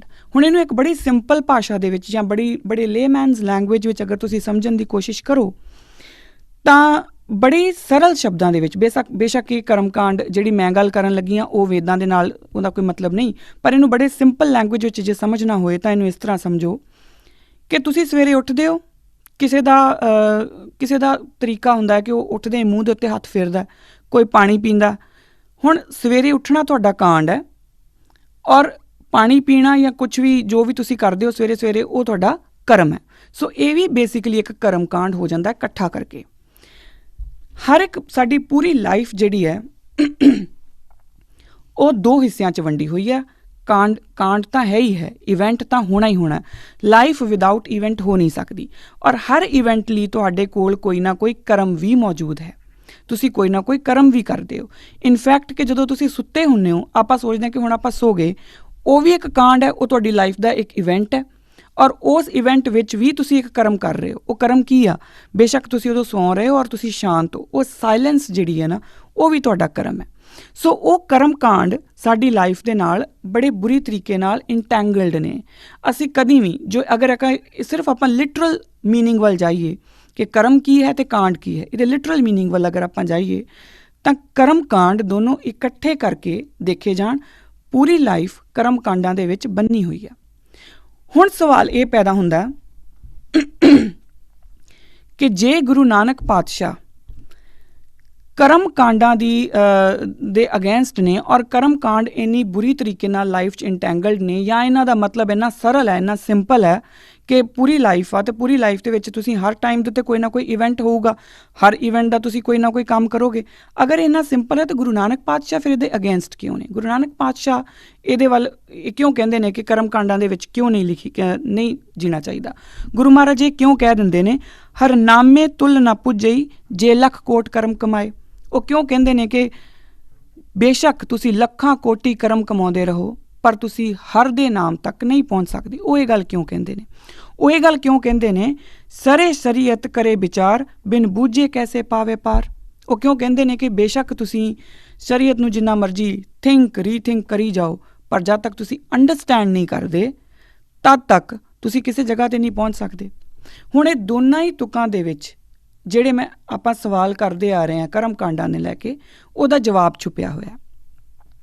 ਗੁਰੂ ਨਾਨਕ ਪਾਤਸ਼ਾਹ ਆਪਣੇ ਆਪ ਹੀ ਇਹ ਪਹਿਲਾਂ ਉਹ ਦੱਸ ਦਿੰਦੇ ਨੇ ਕਿ ਤੁਸੀਂ ਚਾਹੇ ਲੱਖ ਕੋਟ ਕਰਮ ਕਰੀ ਚੱਲੋ, ਤੁਸੀਂ ਪਾਰ ਨਹੀਂ ਹੋ ਸਕਦੇ, ਤੁਸੀਂ ਨਾਮ ਨੂੰ ਨਹੀਂ ਪਾ ਸਕਦੇ, ਕਰਮਾਂ ਦੇ ਨਾਲ ਨਾਮ ਨਹੀਂ ਪਾਏ ਜਾ ਸਕਦੇ। ਇੱਕ ਗੱਲ। ਦੂਸਰੀ ਗੱਲ ਉਹ ਕਹਿ ਦਿੰਦੇ ਨੇ ਕਿ ਜਿੰਨਾ ਮਰਜ਼ੀ ਸੋਚੀ ਜਾਓ, ਪਰ ਜਦ ਤੱਕ ਤੁਸੀਂ ਅੰਡਰਸਟੈਂਡ ਨਹੀਂ ਕਰਦੇ, ਜਦ ਤੱਕ ਤੁਸੀਂ ਉਹਨੂੰ ਆਪਣੇ ਅੰਦਰ ਵਸਾਉਂਦੇ ਨਹੀਂ, ਤਦ ਤੱਕ ਤੁਸੀਂ ਪਾਰ ਨਹੀਂ ਪਾ ਸਕਦੇ। ਇਹਨਾਂ ਦੋਨਾਂ ਚੀਜ਼ਾਂ ਦੇ ਵਿੱਚ ਪੂਰਾ ਫਲਸਫਾ ਹੈ ਕਿ ਕਿਹੜੇ ਕਰਮ ਕਾਂਡ ਗੁਰੂ ਨਾਨਕ ਵਾਸਤੇ ਉਹ ਕਰਮ ਕਾਂਡ ਬਣ ਜਾਂਦੇ ਨੇ ਜਿਹਨੂੰ ਉਹ ਮਨਾ ਕਰਦੇ ਨੇ। ਵੈਦਿਕ ਨੌਲੇਜ ਦੇ ਕਿਹੜੇ ਕਰਮ ਕਾਂਡ ਉਹਨਾਂ ਲਈ ਉਹ ਕਰਮ ਕਾਂਡ ਨੇ ਜਿਨ੍ਹਾਂ ਬਾਰੇ ਉਹ ਕਹਿੰਦੇ ਨੇ ਕਿ ਮੇਰਾ ਪੰਥ ਇਹਦੇ ਵੱਲ ਨਹੀਂ ਹੋਊਗਾ, ਮੇਰਾ ਪੰਥ ਨਿਰਾਲਾ ਹੋਊਗਾ। ਹੁਣ ਇਸ ਦਾ ਜਵਾਬ ਲੱਭਣ ਵਾਸਤੇ ਮੈਂ ਤੁਹਾਨੂੰ ਇੱਕ ਵਾਰੀ ਫੇਰ ਵੇਦਾਂ ਵੱਲ ਹੀ ਲੈ ਕੇ ਜਾਊਂਗੀ। ਵੇਦ, ਜਿੱਦਾਂ ਕਿ ਤੁਹਾਨੂੰ ਮੈਂ ਦੱਸਿਆ ਕਿ ਹਰ ਵੇਦ ਜਿਹੜਾ ਹੈ ਉਹਦੇ ਵਿੱਚ ਕਰਮ ਕਾਂਡ ਨਿਰਧਾਰਿਤ ਨੇ। ਇਹਦੇ ਵਿੱਚ ਇੱਕ ਗੱਲ ਇਹ ਵੀ ਸਮਝ ਲਓ ਬੜੇ ਧਿਆਨ ਨਾਲ ਕਿ ਜਿਹੜਾ ਵੇਦ ਹੈ ਉਹਦੀਆਂ 4 ਸ਼ਾਖਾਵਾਂ, 4 ਹਿੱਸੇ, ਔਰ 4 ਹਿੱਸਿਆਂ ਦੇ ਵਿੱਚੋਂ 2 ਮੇਜਰ ਹਿੱਸੇ ਜਿਹੜੇ ਆ ਉਹ ਕਰਮ ਕਾਂਡ ਨੂੰ ਜਾਂਦੇ ਨੇ ਅਤੇ 2 ਮੇਜਰ ਹਿੱਸੇ ਜਿਹੜੇ ਆ ਉਹ ਗਿਆਨ ਕਾਂਡ ਨੂੰ ਜਾਂਦੇ ਨੇ। ਬੇਸਿਕਲੀ ਵੇਦਾਂ ਨੂੰ ਅਗਰ ਸਮਝਣਾ ਹੋਏ ਤਾਂ 2 ਹਿੱਸਿਆਂ 'ਚ ਸਮਝਿਆ ਜਾ ਸਕਦਾ, ਕਰਮ ਕਾਂਡ ਅਤੇ ਗਿਆਨ ਕਾਂਡ। ਹੁਣ ਕਰਮ ਕਾਂਡ ਕੀ ਹੈ? ਕਰਮ ਕਾਂਡ ਜਿਹੜਾ ਹੈ ਉਹ ਸਮਹਿਤਾ ਅਤੇ ਬ੍ਰਾਹਮਣਾਸ ਦੇ ਵਿੱਚ ਆਉਂਦਾ ਹੈ, ਔਰ ਗਿਆਨ ਕਾਂਡ ਜਿਹੜਾ ਹੈ ਉਹ ਉਪਨਿਸ਼ਦ ਅਤੇ ਅਰਯੰਕਾਸ ਦੇ ਵਿੱਚ ਆਉਂਦਾ।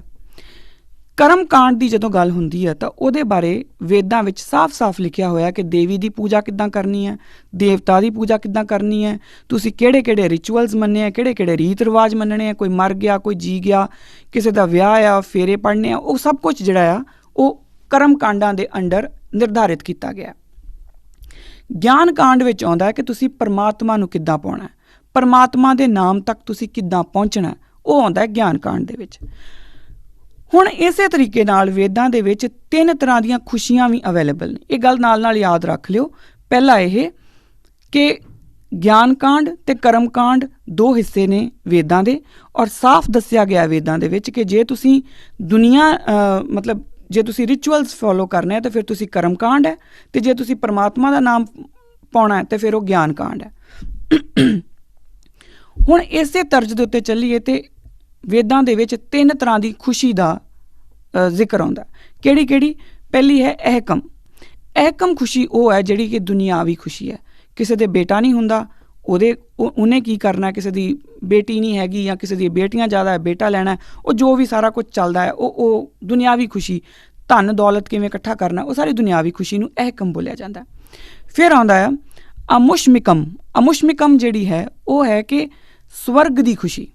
ਹੁਣ ਸਵਰਗ ਦੀ ਖੁਸ਼ੀ ਜਿਹੜੀ ਆ ਉਹਦੇ 'ਚ ਸਾਫ਼ ਵੇਦ ਕਹਿੰਦੇ ਨੇ ਕਿ ਦੁੱਖ ਤਾਂ ਆਊਗਾ, ਤਕਲੀਫ ਆਊਗੀ, ਪਰ ਉਹਦੇ ਨਾਲ ਨਾਲ ਹੋਰ ਕੀ ਆਊਗਾ, ਐਟਰਨਲ ਹੋ ਜਾਊਗਾ। ਦੁਨਿਆਵੀ ਖੁਸ਼ੀ ਐਟਰਨਲ ਨਹੀਂ ਹੁੰਦੀ, ਮਤਲਬ ਉਹ ਕਦੀ ਨਾ ਕਦੀ ਖਤਮ ਹੋ ਜਾਂਦੀ ਆ। ਸਵਰਗ ਦੀ ਖੁਸ਼ੀ ਖਤਮ ਨਹੀਂ ਹੋਊਗੀ, ਪਰ ਤੁਹਾਨੂੰ ਦੁੱਖ ਨਾਲ ਆਊਗਾ। ਔਰ ਤੀਸਰੀ ਖੁਸ਼ੀ ਜਿਹੜੀ ਹੈ ਉਹ ਹੈ ਨਹਿਸ਼੍ਰੇਆਸਮ। ਉਹ ਕੀ ਹੈ? ਉਹਦਾ ਮਤਲਬ ਇਹ ਹੈ ਕਿ ਉਹ ਮੋਕਸ਼ ਦੀ ਖੁਸ਼ੀ ਹੈ, ਕਿ ਉੱਥੇ ਜਿਹੜੀ ਤੁਹਾਨੂੰ ਇੱਕ ਵਾਰੀ ਖੁਸ਼ੀ ਮਿਲ ਗਈ ਉਹ ਫਾਈਨਲ ਹੈ। ਹੁਣ ਇੱਥੇ ਗੱਲ ਮੈਂ ਤੁਹਾਨੂੰ ਇਸ ਕਰਕੇ ਇਹ ਸਾਰਾ ਕੁਛ ਨਹੀਂ ਦੱਸ ਰਹੀ ਕਿ ਆਪਾਂ ਇਹਦੇ ਨਾਲ ਸਹਿਮਤ ਹਾਂ ਕਿ ਨਹੀਂ ਸਹਿਮਤ ਹਾਂ, ਉਹ ਇੱਕ ਅਲੱਗ ਡਿਬੇਟ ਹੈ। ਮੈਂ ਤੁਹਾਨੂੰ ਇਹ ਸਾਰਾ ਕੁਛ ਇਸ ਲਈ ਸਮਝਾ ਰਹੀ ਹਾਂ ਕਿ ਵੇਦਾਂ ਦੇ ਵਿੱਚ ਜੋ ਕਰਮ ਕਾਂਡ ਨਿਰਧਾਰਿਤ ਨੇ ਅਤੇ ਉਹਨਾਂ ਦੇ ਜਿਹੜੇ ਰੂਲਸ ਨੇ ਉਹ ਕੀ ਨੇ, ਉਸ ਤੋਂ ਬਾਅਦ ਆਪਾਂ ਅੱਗੇ ਚੱਲਾਂਗੇ। ਹੁਣ ਇੱਥੋਂ ਤੱਕ ਆ ਕੇ ਨਾਲ ਹੀ ਵੇਦ ਇਹ ਵੀ ਕਹਿ ਦਿੰਦੇ ਨੇ ਕਿ ਜਿਹੜੀਆਂ ਪਹਿਲੀਆਂ ਦੋ ਖੁਸ਼ੀਆਂ ਹੈ, ਯਾਨੀ ਕਿ ਸਵਰਗ ਤੱਕ ਦੀ ਖੁਸ਼ੀ, ਉਹ ਤੁਹਾਡੀ ਜਿਹੜੀ ਕਰਮ ਕਾਂਡ ਹੈ ਉਹਦੇ ਨਾਲ ਮਿਲ ਸਕਦੀ ਹੈ। ਤੀਸਰੀ ਖੁਸ਼ੀ ਜਿਹੜੀ ਹੈ ਉਹ ਸਿਰਫ ਅਤੇ ਸਿਰਫ ਪਰਮਾਤਮਾ ਦਾ ਨਾਮ ਲੈਣ ਦੇ ਨਾਲ ਮਿਲ ਸਕਦੀ ਹੈ। ਉਹ ਗਿਆਨ ਦੇ ਵਿੱਚੋਂ ਨਿਕਲਣੀ ਹੈ। ਨਾਮ ਲਓ, ਪਰਮਾਤਮਾ ਦਾ ਨਾਮ, ਜਾਂ ਉਹ ਇੱਕ ਅਲੱਗ ਡਿਬੇਟ ਹੈ ਕਿ ਉਹਨਾਂ ਨੇ ਕੀ ਦੱਸਿਆ ਹੋਇਆ। ਪਰ ਜੇ ਹੁਣ ਤੁਸੀਂ ਹਿੰਦੂ ਸੁਸਾਇਟੀ ਨੂੰ ਅੱਜ ਦੇ ਨਜ਼ਰੀਏ ਨਾਲ ਦੇਖੋ, ਤੁਹਾਨੂੰ ਕਿਤੇ ਵੀ ਲੱਗਦਾ ਹੈ ਕਿ ਕੋਈ ਵੀ ਹਿੰਦੂ ਗਿਆਨ ਦੀ ਗੱਲ ਕਰ ਰਿਹਾ ਹੈ? ਗਿਆਨ ਇਨ ਦਾ ਸੈਂਸ ਕਿ ਨੌਲੇਜ ਨਹੀਂ, ਗਿਆਨ ਕਾਂਡ ਦੀ ਗੱਲ ਕਰਦਾ ਨਹੀਂ। ਉਹਨਾਂ ਦਾ ਜਿਹੜਾ ਪੂਰਾ ਜ਼ੋਰ ਹੈ ਉਹ ਦੇਵੀ ਦੇਵਤਿਆਂ ਨੂੰ ਮੰਨਣ ਮਨਾਉਣ ਔਰ ਦੇਵੀ ਦੇਵਤਿਆਂ ਦੀ ਪੂਜਾ ਔਰ ਇਹ ਸਾਰੇ ਦੇ ਵਿੱਚ ਲੱਗਾ, ਜੋ ਕਿ ਉਹਨਾਂ ਦੇ ਹਿਸਾਬ ਨਾਲ ਗਲਤ ਨਹੀਂ ਵੀ ਆ, ਕਿਉਂਕਿ ਉਹਨਾਂ ਨੂੰ ਦੱਸਿਆ ਗਿਆ ਕਿ ਕਰਮ ਕਾਂਡ ਇਹ ਹੈ। ਪਰ ਕਰਮ ਕਾਂਡ ਦੇ ਉੱਤੇ ਹੀ ਨਿਰਧਾਰਿਤ ਹੋ ਕੇ ਉਹਨਾਂ ਨੇ ਗਿਆਨ ਨੂੰ ਬਿਲਕੁਲ ਪਾਸੇ ਕਰ ਦਿੱਤਾ। ਹੁਣ ਇਹਦੇ ਵਿੱਚੋਂ ਹੀ ਜਦੋਂ ਆਪਾਂ ਅੱਗੇ ਚੱਲਾਂਗੇ, ਹੁਣ ਮੈਂ ਤੁਹਾਨੂੰ ਇਹ ਸਾਰਾ ਕੁਝ ਕਿਉਂ ਦੱਸਿਆ, ਇਹਦੇ ਬਾਰੇ ਕਿਉਂ ਆਪਾਂ ਇਹ ਗੱਲ ਕੀਤੀ, ਉਹਨੂੰ ਸਮਝਣ ਵਾਸਤੇ ਤੁਹਾਨੂੰ ਮੈਂ ਸਿੱਖੀ ਦੇ ਨਾਲ ਇਹਦਾ ਕੀ ਕੰਪੈਰੀਜ਼ਨ ਆ ਆਪਾਂ ਉਹ ਦੇਖਦੇ ਹਾਂ। ਸਮਝਣਾ ਪਊਗਾ ਕਿ ਵੇਦਾਂ ਨਾਲ ਹੋਇਆ ਕੀ, ਐਸਾ ਕੀ ਹੋਇਆ ਕਿ ਹਿੰਦੂ ਸੁਸਾਇਟੀ ਆਪਣਾ ਗਿਆਨ ਛੱਡ ਕੇ ਸਿਰਫ ਕਰਮ ਕਾਂਡਾਂ ਉੱਤੇ ਆਧਾਰਿਤ ਹੋ ਗਈ। ਕਿਉਂਕਿ ਗੁਰੂ ਨਾਨਕ ਦੇ ਫਲਸਫੇ ਨੂੰ ਸਮਝਣ ਲਈ, ਗੁਰੂ ਨਾਨਕ ਕਿਉਂ ਮਨਾ ਕਰਦੇ ਨੇ ਕਰਮ ਕਾਂਡਾਂ ਨੂੰ, ਉਹ ਸਮਝਣ ਲਈ ਇਹ ਬਹੁਤ ਜ਼ਰੂਰੀ ਹੈ ਸਮਝਣਾ ਕਿ ਹਿੰਦੂ ਸੁਸਾਇਟੀ ਨਾਲ ਹੋਇਆ ਕੀ, ਫਿਰ ਹੀ ਤੁਸੀਂ ਆਪਣੀ ਦਸ਼ਾ ਸਮਝ ਸਕੋਗੇ। ਹੁਣ ਇਹਨੂੰ ਜ਼ਰਾ ਧਿਆਨ ਨਾਲ ਦੇਖਿਓ ਔਰ ਨਾਲ ਕੰਪੇਅਰ ਕਰਦੇ ਜਾਇਓ ਜੋ ਮੈਂ ਤੁਹਾਨੂੰ ਦੱਸੂਗੀ ਕਿ ਵੇਦਾਂ ਨਾਲ ਹੋਇਆ ਕੀ। ਸਭ ਤੋਂ ਪਹਿਲੀ ਗੱਲ ਤਾਂ ਇਹ ਕਿ ਵੇਦਾਂ ਨੂੰ ਕੁਝ ਲੋਕਾਂ ਨੇ ਪਾਵਰ ਆਪਣੇ ਹੱਥ ਵਿੱਚ ਰੱਖਣ ਲਈ ਵੇਦ ਇੰਨੇ ਕੁ ਜ਼ਿਆਦਾ ਕਠਿਨ ਕਰ ਦਿੱਤੇ। ਇਹ ਕਹਿ ਦਿੱਤਾ ਕਿ ਜਿਹੜਾ ਗਿਆਨ ਕਾਂਡ ਹੈ ਉਹ ਤਾਂ ਤੁਹਾਡੇ ਲਈ ਪੋਸੀਬਲ ਨਹੀਂ, ਉਹ ਤਾਂ ਬਹੁਤ ਔਖਾ ਰਸਤਾ ਹੈ। ਤਾਂ ਤੁਸੀਂ ਕੀ ਕਰੋ, ਤੁਸੀਂ ਸੌਖੇ ਕੰਮ ਕਰੋ, ਔਖੇ ਕੰਮ ਅਸੀਂ ਕਰਾਂਗੇ। ਪੰਡਿਤ ਨੇ ਇਹ ਗੱਲ ਆਮ ਲੋਕਾਂ ਤੱਕ ਪਹੁੰਚਾ ਦਿੱਤੀ ਕਿ ਜਿਹੜੇ ਔਖੇ ਕੰਮ ਹੈ, ਯਾਨੀ ਕਿ ਜਿਹੜਾ ਤੁਸੀਂ ਬੈਠ ਕੇ ਨਾਮ ਦੀ ਪੂਜਾ ਨਾਮ ਸਿਮਰਨਾ ਹੈ ਜਾਂ ਭਗਤੀ ਕਰਨੀ ਹੈ, ਉਹ ਸਭ ਤੁਸੀਂ ਛੱਡ ਦਿਓ। ਸੌਖੇ ਕੰਮ ਤੁਸੀਂ ਕਰ ਲਓ। ਹੁਣ ਸੌਖੇ ਕੰਮ ਕਿਹੜੇ ਆ? ਉੱਥੇ ਜਾ ਕੇ ਚੌਲ ਚੜ੍ਹਾਇਓ, ਤੁਹਾਡਾ ਇਹ ਕੰਮ ਹੋ ਜਾਊਗਾ। ਉੱਥੇ ਦਾਲ ਚੜ੍ਹਾ ਦਿਓ, ਉੱਥੇ ਝਾੜੂ ਚੜ੍ਹਾ ਦਿਓ। ਇਹ ਸਭ ਚੀਜ਼ਾਂ ਜਿਹੜੀਆਂ ਉਹਨਾਂ ਨੇ ਸੌਖੀਆਂ ਦੱਸਣੀਆਂ ਸ਼ੁਰੂ ਕਰ ਦਿੱਤੀਆਂ।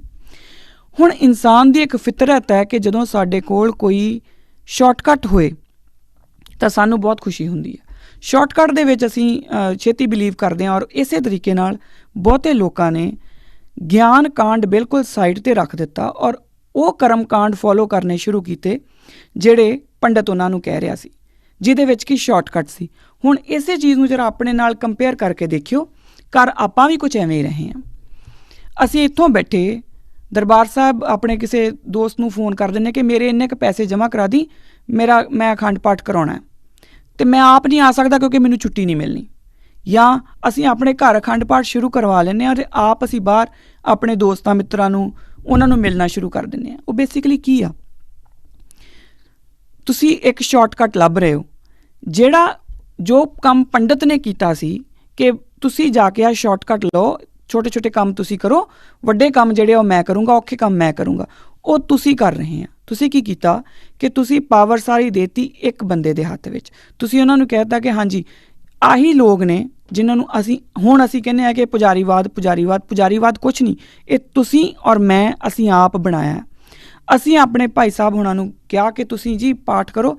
ਉਹਨਾਂ ਦਾ ਤਾਂ ਕੋਈ ਕਸੂਰ ਨਹੀਂ, ਉਹ ਤਾਂ ਪਾਠ ਕਰਨ ਲੱਗ ਜਾਂਦੇ ਆ। ਉਹ ਤਾਂ ਗੁਰੂ ਗ੍ਰੰਥ ਸਾਹਿਬ ਮਹਾਰਾਜ ਦੀ ਜਦੋਂ ਪ੍ਰਕਾਸ਼ ਕਰਦੇ ਉਸ ਤੋਂ ਬਾਅਦ ਅਖੰਡ ਪਾਠ ਸ਼ੁਰੂ ਹੋ ਜਾਂਦਾ। ਤੁਹਾਡਾ ਮੇਰਾ ਫਰਜ਼ ਸੀ ਕਿ ਉੱਥੇ ਬੈਠ ਕੇ ਸੁਣਨਾ, ਪਰ ਅਸੀਂ ਸੁਣਿਆ ਨਹੀਂ ਕਿਉਂਕਿ ਸਾਨੂੰ ਤਾਂ ਸ਼ਾਰਟਕਟ ਚਾਹੀਦੀ ਆ। ਅਸੀਂ ਵੀ ਬਿਲਕੁਲ ਹਿੰਦੂ ਸੁਸਾਇਟੀ ਵਾਂਗੂ ਸ਼ਾਰਟਕਟ ਮਾਰਦੇ ਹੋਏ ਬਾਹਰ ਚਲੇ ਗਏ ਔਰ ਭਾਈ ਜੀ ਆਪਣਾ ਕੰਮ ਕਰਕੇ ਚਲੇ ਗਏ ਔਰ ਅਸੀਂ ਇਹ ਸੋਚਿਆ ਕਿ ਬਸ ਮੈਂ ਆਪਣੇ ਘਰ 'ਚ ਅਖੰਡ ਪਾਠ ਕਰਾ ਲਿਆ, ਮੈਨੂੰ ਇਹਦਾ ਫਲ ਮਿਲ ਜਾਣਾ।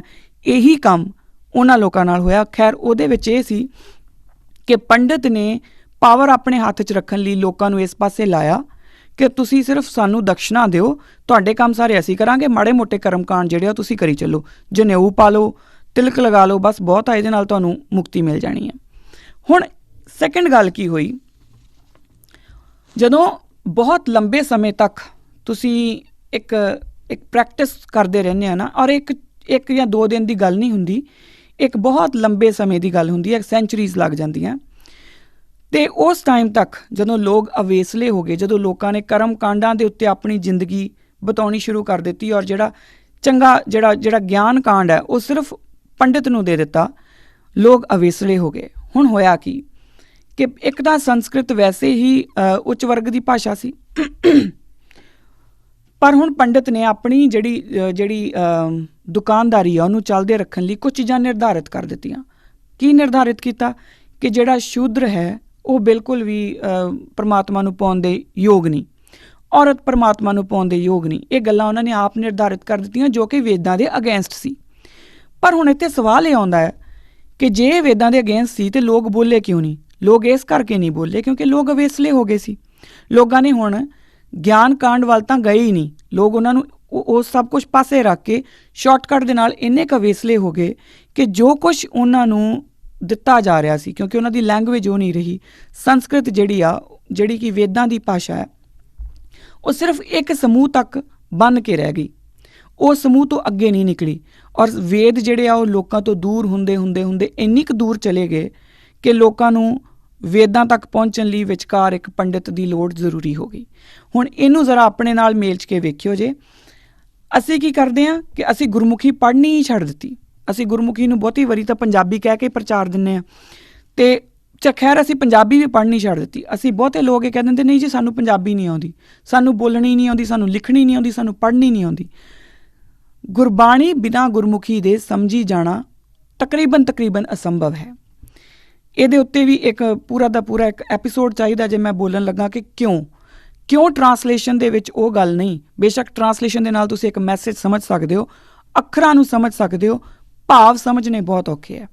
ਔਰ ਇਹ ਟਰਾਂਸਲੇਸ਼ਨ ਸਟੱਡੀਜ਼ ਦੇ ਜਿਹੜੇ ਮਾਹਰ ਉਹ ਦੱਸ ਦੇਣਗੇ ਕਿ ਕਦੇ ਵੀ ਕਿਸੇ ਚੀਜ਼ ਦੀ ਟਰਾਂਸਲੇਸ਼ਨ ਜਿਹੜੀ ਆ ਉਹ ਵਰਡ ਟੂ ਵਰਡ ਤਾਂ ਹੋ ਜਾਂਦੀ ਹੈ, ਫੀਲਿੰਗ ਟੂ ਫੀਲਿੰਗ ਕਦੀ ਨਹੀਂ ਹੁੰਦੀ। ਗੁਰਬਾਣੀ ਭਾਵਾਂ ਦੇ ਉੱਤੇ ਖੜੀ ਹੈ। ਗੁਰਬਾਣੀ ਦੇ ਵਿੱਚ ਬੇਸ਼ੱਕ ਅੱਖਰ ਨੇ, ਪਰ ਗੁਰਬਾਣੀ ਗੁਰੂ ਦੇ ਮੁਖਾਂ ਦੇ ਵਿੱਚੋਂ ਨਿਕਲੀ ਬਾਣੀ ਹੈ, ਉਹ ਇੱਕ ਭਾਵ ਦੇ ਨਾਲ ਨਿਕਲੀ ਹੋਈ ਬਾਣੀ ਹੈ। ਉਸ ਭਾਵ ਨੂੰ ਸਮਝਣ ਵਾਸਤੇ ਤੁਹਾਨੂੰ ਗੁਰਮੁਖੀ ਦਾ ਆਉਣਾ ਜ਼ਰੂਰੀ ਹੈ। ਪਰ ਤੁਸੀਂ ਵੀ ਗੁਰਮੁਖੀ ਨੂੰ ਛੱਡਦੇ ਗਏ, ਬਿਲਕੁਲ ਉਵੇਂ ਜਿਵੇਂ ਬਹੁਤੀ ਹਿੰਦੂ ਸੁਸਾਇਟੀ ਨੇ ਛੱਡ ਦਿੱਤਾ। ਔਰ ਗੁਰਮੁਖੀ ਤੋਂ ਦੂਰ ਹੁੰਦੇ ਤੁਸੀਂ ਵੀ ਗੁਰੂ ਗ੍ਰੰਥ ਸਾਹਿਬ ਮਹਾਰਾਜ ਤੋਂ ਦੂਰ ਹੁੰਦੇ ਜਾ ਰਹੇ ਹਾਂ।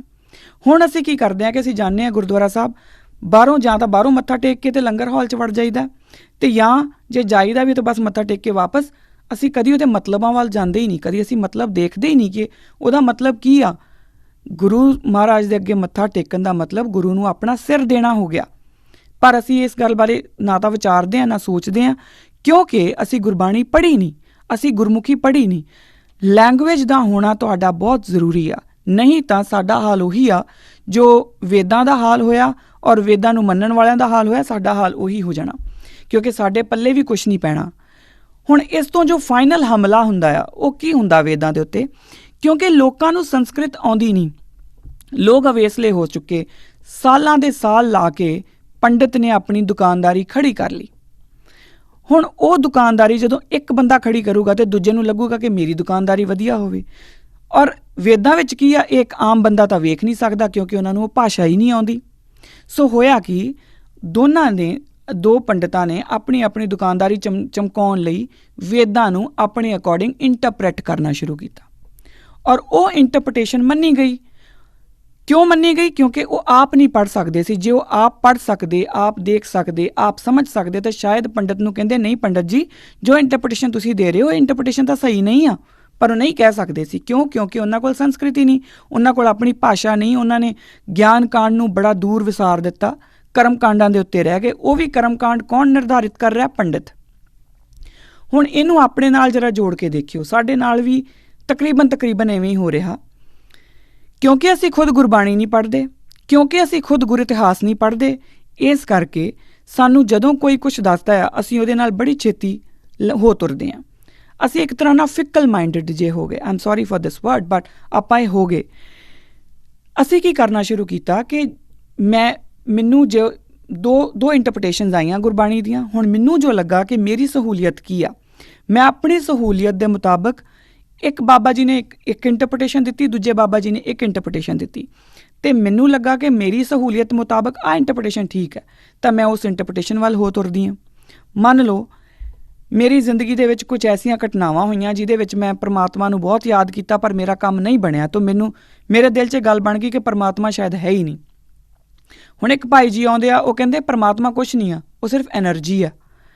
ਤਾਂ ਮੈਨੂੰ ਇਹ ਲੱਗੂਗਾ ਕਿ ਇਹ ਗੱਲ ਬਿਲਕੁਲ ਠੀਕ ਆ। ਮੈਂ ਤਾਂ ਇਹੀ ਮੰਨਦੀ ਸੀ, ਕਿਉਂਕਿ ਉਹ ਮੇਰੀ ਸਹੂਲੀਅਤ ਮੁਤਾਬਕ ਹੋ ਗਿਆ। ਸੋ ਮੈਂ ਉਹ ਭਾਈ ਜੀ ਦੇ ਪਿੱਛੇ ਆਰਾਮ ਨਾਲ ਲੱਗ ਜੂੰਗੀ। ਹੁਣ ਇੱਕ ਪਾਸੇ ਇੱਕ ਭਾਈ ਜੀ ਆ ਜਾਂ ਇੱਕ ਹੋਰ ਬੰਦਾ ਹੈ ਜਿਹਨੂੰ ਇਹ ਲੱਗਦਾ ਹੈ ਕਿ ਨਹੀਂ ਮੇਰੀ ਲਾਈਫ ਦੇ ਵਿੱਚ ਪਰਮਾਤਮਾ ਦੀ ਹੋਂਦ ਹੈਗੀ ਆ, ਤਾਂ ਦੂਜੇ ਭਾਈ ਜੀ ਕਹਿੰਦੇ ਨਹੀਂ ਜੀ ਪਰਮਾਤਮਾ ਹੀ ਸਾਰਾ ਕੁਛ ਹੈ।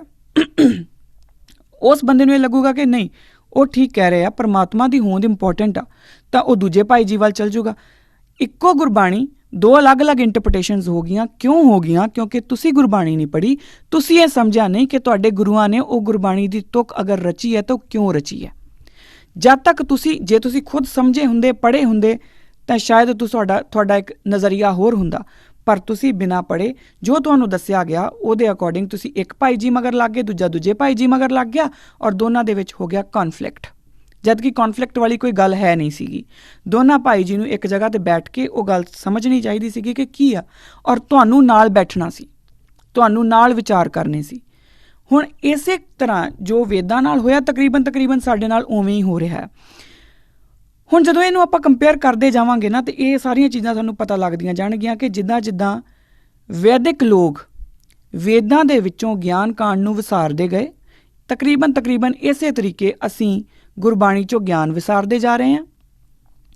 ਔਰ ਜਿਸ ਤਰੀਕੇ ਨਾਲ ਵੈਦਿਕ ਲੋਕਾਂ ਨੇ ਬਾਅਦ ਵਿੱਚ ਉਹ ਪੰਡਤ ਦੇ ਉੱਤੇ ਹੀ ਨਿਰਭਰ ਕਰਕੇ ਜੋ ਪੰਡਿਤ ਦੱਸਦਾ ਗਿਆ ਉਹ ਹੀ ਕਰਦੇ ਰਹੇ। ਇੱਕ ਸਮਾਂ ਐਸਾ ਆਉਂਦਾ ਹੈ ਜਦੋਂ ਚੀਜ਼ਾਂ ਬਹੁਤ ਮਕੈਨੀਕਲ ਹੋ ਜਾਂਦੀਆਂ।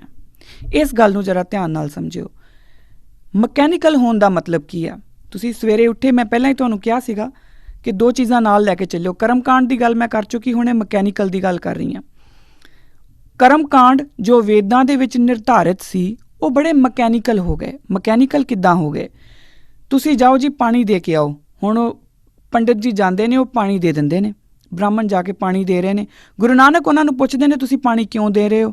ਜੋ ਉਹਨਾਂ ਨੂੰ ਦੱਸਿਆ ਗਿਆ ਸੀ ਪੰਡਿਤ ਵੱਲੋਂ ਉਹ ਉਹੀ ਗੱਲ ਰਿਪੀਟ ਕਰਦੇ ਨੇ ਕਿ ਸਾਡੇ ਪਿੱਤਰਾਂ ਨੂੰ ਪਾਣੀ ਪਹੁੰਚ ਰਿਹਾ। ਅਤੇ ਗੁਰੂ ਨਾਨਕ ਪਾਤਸ਼ਾਹ ਪੁੱਠੇ ਪਾਸੇ ਪਾਣੀ ਦੇਣ ਲੱਗ ਜਾਂਦੇ ਨੇ। ਉਹ ਕਿਉਂ ਦਿੰਦੇ ਨੇ? ਉਹਨਾਂ ਦਾ ਆਪਣਾ ਲੌਜਿਕ ਹੈ। ਫਿਰ ਉਹ ਉਹਨਾਂ ਨੂੰ ਪੁੱਛਦੇ ਤੁਸੀਂ ਉੱਧਰ ਕਿਉਂ ਦੇ ਰਹੇ ਹੋ? ਅਤੇ ਗੁਰੂ ਨਾਨਕ ਆਪਣੇ ਲੌਜਿਕ, ਕਿਉਂਕਿ ਉਹਨਾਂ ਦੀ ਉਹ ਗੱਲ ਭਾਵ 'ਚੋਂ ਨਿਕਲੀ ਸੀ, ਉਹਨਾਂ ਨੂੰ ਕਿਸੇ ਪੰਡਿਤ ਨੇ ਨਹੀਂ ਸੀ ਦੱਸਿਆ, ਉਹਨਾਂ ਦੀ ਉਹ ਗੱਲ ਭਾਵ 'ਚੋਂ ਨਿਕਲੀ ਸੀ। ਉਹ ਕਹਿੰਦੇ ਕਿ ਜੇ ਤੁਹਾਡੇ ਪਿੱਤਰਾਂ ਨੂੰ ਇੰਨੀ ਦੂਰ ਪਾਣੀ ਪਹੁੰਚੂਗਾ ਤਾਂ ਮੇਰੇ ਖੇਤਾਂ ਨੂੰ ਤਾਂ ਪਹੁੰਚ ਹੀ ਜਾਊ ਨਾ।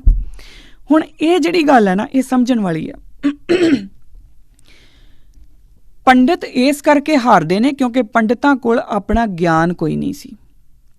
ਜੇ ਉਹਨਾਂ ਕੋਲੇ ਗਿਆਨ ਹੁੰਦਾ ਤਾਂ ਜੋ ਗੁਰੂ ਮਹਾਰਾਜ ਗੱਲ ਕਰ ਰਹੇ ਬਿਲਕੁਲ ਇਹੀ ਗੱਲ, ਤਾਂ ਜੇ ਉਹਨਾਂ ਨੂੰ ਸਹੀ ਤਰੀਕੇ ਨਾਲ ਵੈਦਿਕ ਗਿਆਨ ਹੁੰਦਾ ਤਾਂ ਉਹ ਦੱਸ ਸਕਦੇ ਸੀਗੇ ਕਿ ਨਹੀਂ ਉਹ ਪਿੱਤਰਾਂ ਨੂੰ ਪਾਣੀ ਨਹੀਂ ਆ, ਪਿੱਤਰਾਂ ਨੂੰ ਪਾਣੀ ਨਹੀਂ ਦਿੱਤਾ ਜਾ ਰਿਹਾ।